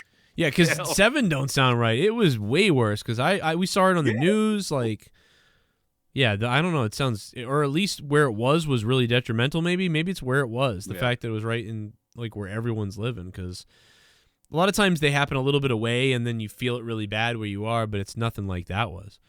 So maybe that played a factor. Jake, anything left, or do we do it all? We can give our picks. Drew McIntyre, Randy Orton, ambulance match for the WWE Championship here. Ambulance. The ambulance. Like you said the other day when they axed him. I don't know if Keith Lee's going to get involved here since he's not on the card. Kind of seems obvious that they're going to have Keith Lee get involved some way, shape, or form and turn it into a triple threat. I really feel like that's where they're going with this. What? But wow, like last minute turn it into a no, not last minute. Like the next match would be a triple threat because Keith Lee got involved in this. Oh, well, who? Because what would he attack Randy? I guess I don't know. Yeah, I don't know. But it's no DQ. It's so odd to have Keith Lee have 1 or 2 victories and everything else 6 matches I think lose by disqualification. But you can't DQ this match, so somebody has to win. Like. Yeah, he'd have to get involved. That's why with the stipulation, I don't think it works. Nah, that's out. Yeah, it doesn't. I'm just thinking out loud because I don't know what do they do with Keith Lee? Not have him on the card at all? I mean, that's. I think it will just this. Yeah, I mean, it sounds like he's not on the card. I think he'll probably have like a promo or something. It's just so odd because he's been so heavily featured in this feud much. Maybe he'll have an impromptu match where somebody in the back runs into him. But it's Night of Champions, man, so it's supposed to be the belts on the line. So yeah. No, regardless, I mean, even if he did interfere, I still think Drew is going to retain no matter what and hold on to the belt for a bit longer. Okay. Yeah, I think so too. I don't think Orton's taking it here. Yeah. You have to have a winner. Keith Lee, I think he was inserted to like kind of like drag this feud out. So he's off the card. I think he's been featured like heavily and prominent like these last couple of weeks on Raw and like debut, like he debuted in main events and beating Randy the last pay-per-view. I think he's just going to sit this one out. It's between Drew and Randy, and I'm going to go Drew. I'm going to go Drew as well, and that's about it, man. I think it's going to be, I hope to God that ladder match saves this show because there's not a whole lot. Thanks again to the chat for reminding me of this ladder match because they have it just written down here as triple threat, and that really should be something special with those 3. I mean, AJ, Sam, and Jeff. Come on. If that doesn't deliver, I'm gonna be very worried. Because if that doesn't deliver, I don't know what. There's not too much else on this card that's gonna be exciting to me. So. If that, okay, that's right. I was thinking a little like before, like like they moved to the Thunderdome. How are they gonna like do the ambulance match in a PC? But I forgot that they already moved to the Thunderdome. So. They on Raw they had an ambulance there the entire. Remember when one of the Street Profits was thrown over the first row of monitors, TV Skype monitors? I was dying, dude. That was wicked funny. Dominic jump off of them. Yeah, it's funny. I thought, oh my God, dude. I hope they knock one. And of them Lorenzo over. said WWE logic. They could have a DQ finish like they did with the Hell in a Cell. An ambulance match ending in some type of tragic turmoil. Never know with WWE nowadays. I can see them pulling some dusty finish. So how would you have a DQ? What are you just attack the driver of the ambulance? No, how about they both drive off the ambulance and they can't finish the match. They both drive away. We lost sight of them and we don't know what's going on. And we gotta. Keith Lee stole the ambulance. We have no way to finish this match. Monday Night Keith Raw. Lee has hijacked the ambulance and he's driven off. Where to? There's nowhere to put anybody. It continues tonight, and they come out of the ambulance to start Raw. Yeah. What would be really funny is if during this match somebody got thrown into the monitors. the big fucking long stretch of monitors, and they fell over and then knocked the next one over, and they went dominoes and knocked and then the ring fell down. Like, they could have done that. Just teeter-totter. And they love knocking their ring down, though. They do now, love yeah. Destroying. Feel like They're fucking all about 4 times in the last like 5 years, when before it was like 1 and then 8 years later. Imagine all those monitors just going down like dominoes. That'd be crazy. It would be something. All right, well, That's we are let's a couple more donos real quick. Let's see What else we got? what Oh, we're saying. a little bit of the bubbly. That's it. Want some bubbly? Look at this stuff. Oh, a little bit of the bubbly. That's it. Horse curd? Horse turd. Horse curd. Oh, Horse dude, curd. horse turd was the second one, right? Oh my god, dude, horse turd was fucking hilarious. My favorite will always be the Kermit the Frog and Alex Jones in the same night. That will always be my favorite. On the sex line, really? I called them on the same. Yeah. It's Yeah, me, that will- Kermit. I want to swallow your vagina. Yeah. I want to eat you out. You know how hard, it is being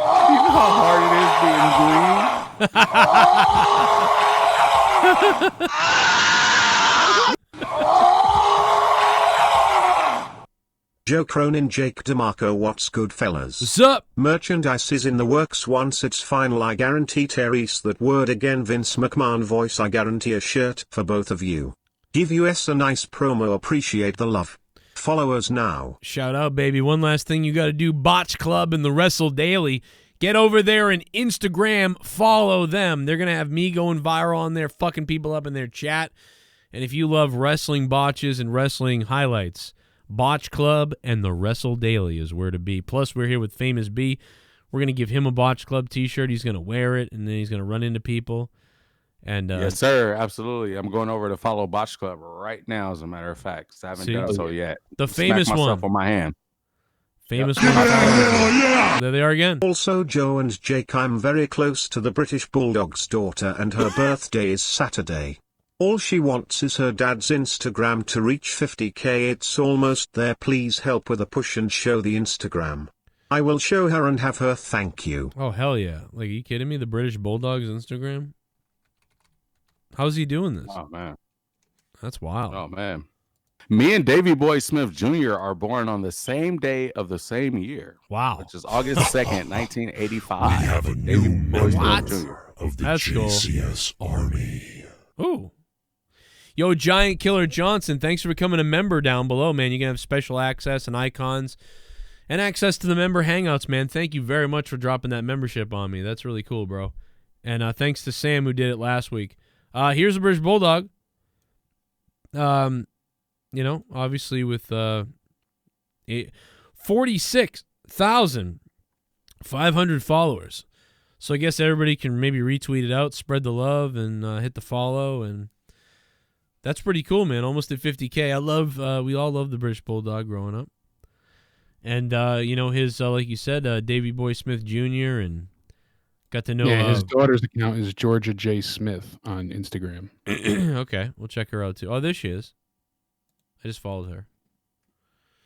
Oh wow, she looks like him, but like a girl. Crazy. That's really cool. Brian Pillman Jr. is a cool guy. I talked to him about him a little bit. Yeah, he is. Got to call a lot of his matches. Harry, good guy. Anything else, man? Anything else, Famous B, you wanted to mention before we get out of here tonight? No, not too much, man. Just once again, thank you guys for having me. It's good to come back on, man, and talk a little bit of wrestling with you guys. Yeah, man. So, it's all good on my end. Everything's all good. Jakey, what you got to say, baby? Thank you so much, Famous B, for coming on tonight. It was great to talk a little wrestling with you. Tomorrow night, make sure you check out SmackDown. Joe may be live with a review, but you definitely want to check out Monetize This tomorrow night. It's going to be a hell of a show. Tomorrow night on SmackDown, you got Jeff Hardy taking on Sami Zayn in non-title action to see who will get the upper hand before Clash. Then we have Alexa Bliss taking on Lacey Evans, and Roman will be in the ring for an interview. So, sounds like it's going to be a good night on SmackDown. Damn. I'm ready. I might do a SmackDown review. I'm pumped up. That pumped up about it. Tomorrow night, D. Welsh puts his Kingdom Championship, his crown, on the line. If you guys are not subscribed to my other channel, go check it out. It's called Corrupted Nation. Around 10,000 subscribers. So go hit that sub on that. We'll be live and monetize this 11 p.m. Eastern Time. It's 8 p.m. on the West Coast and wherever you are around the world. So we'll see you there for that. I'm going to hang up on the call now. And Famous B-Man, hit me up anytime on Facebook if you got anything else. We're coming up with a new show or some other ideas to do another show, me and Famous B, so that's coming up. Anybody has ideas, hit us up. We'll be thinking about it. Jake, you know I will. Thank you. Hit him up on Twitter, too. Famous B on Twitter. It's at Famous B, right? Yeah, at Famous B23. At Famous B23. Mike, don't forget the Michael Jordan. We got Jake DeMarco at Countdown Ended. I'm at JCS Commentary. Good night, everybody. Good night, B. Good night, Jake. Love you guys. Good night. Kisses. You want that horse turd? Yo, here's that horse turd. Call me horse curd. I want to choke your pussy until horse turd. Call me horse curd. I want to choke your pussy until horse turd.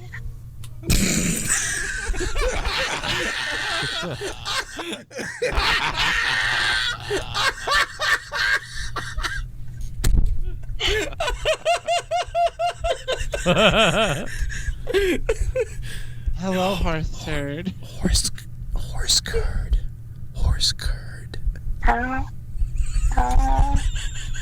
It's horse curd, you stupid bitch. You're a naughty little horse curd.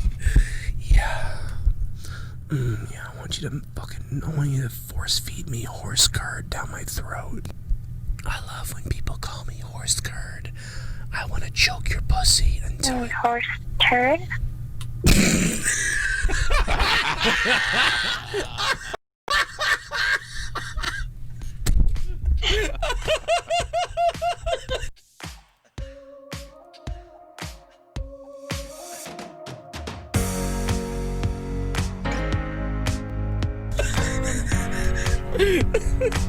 Hello, horse turd.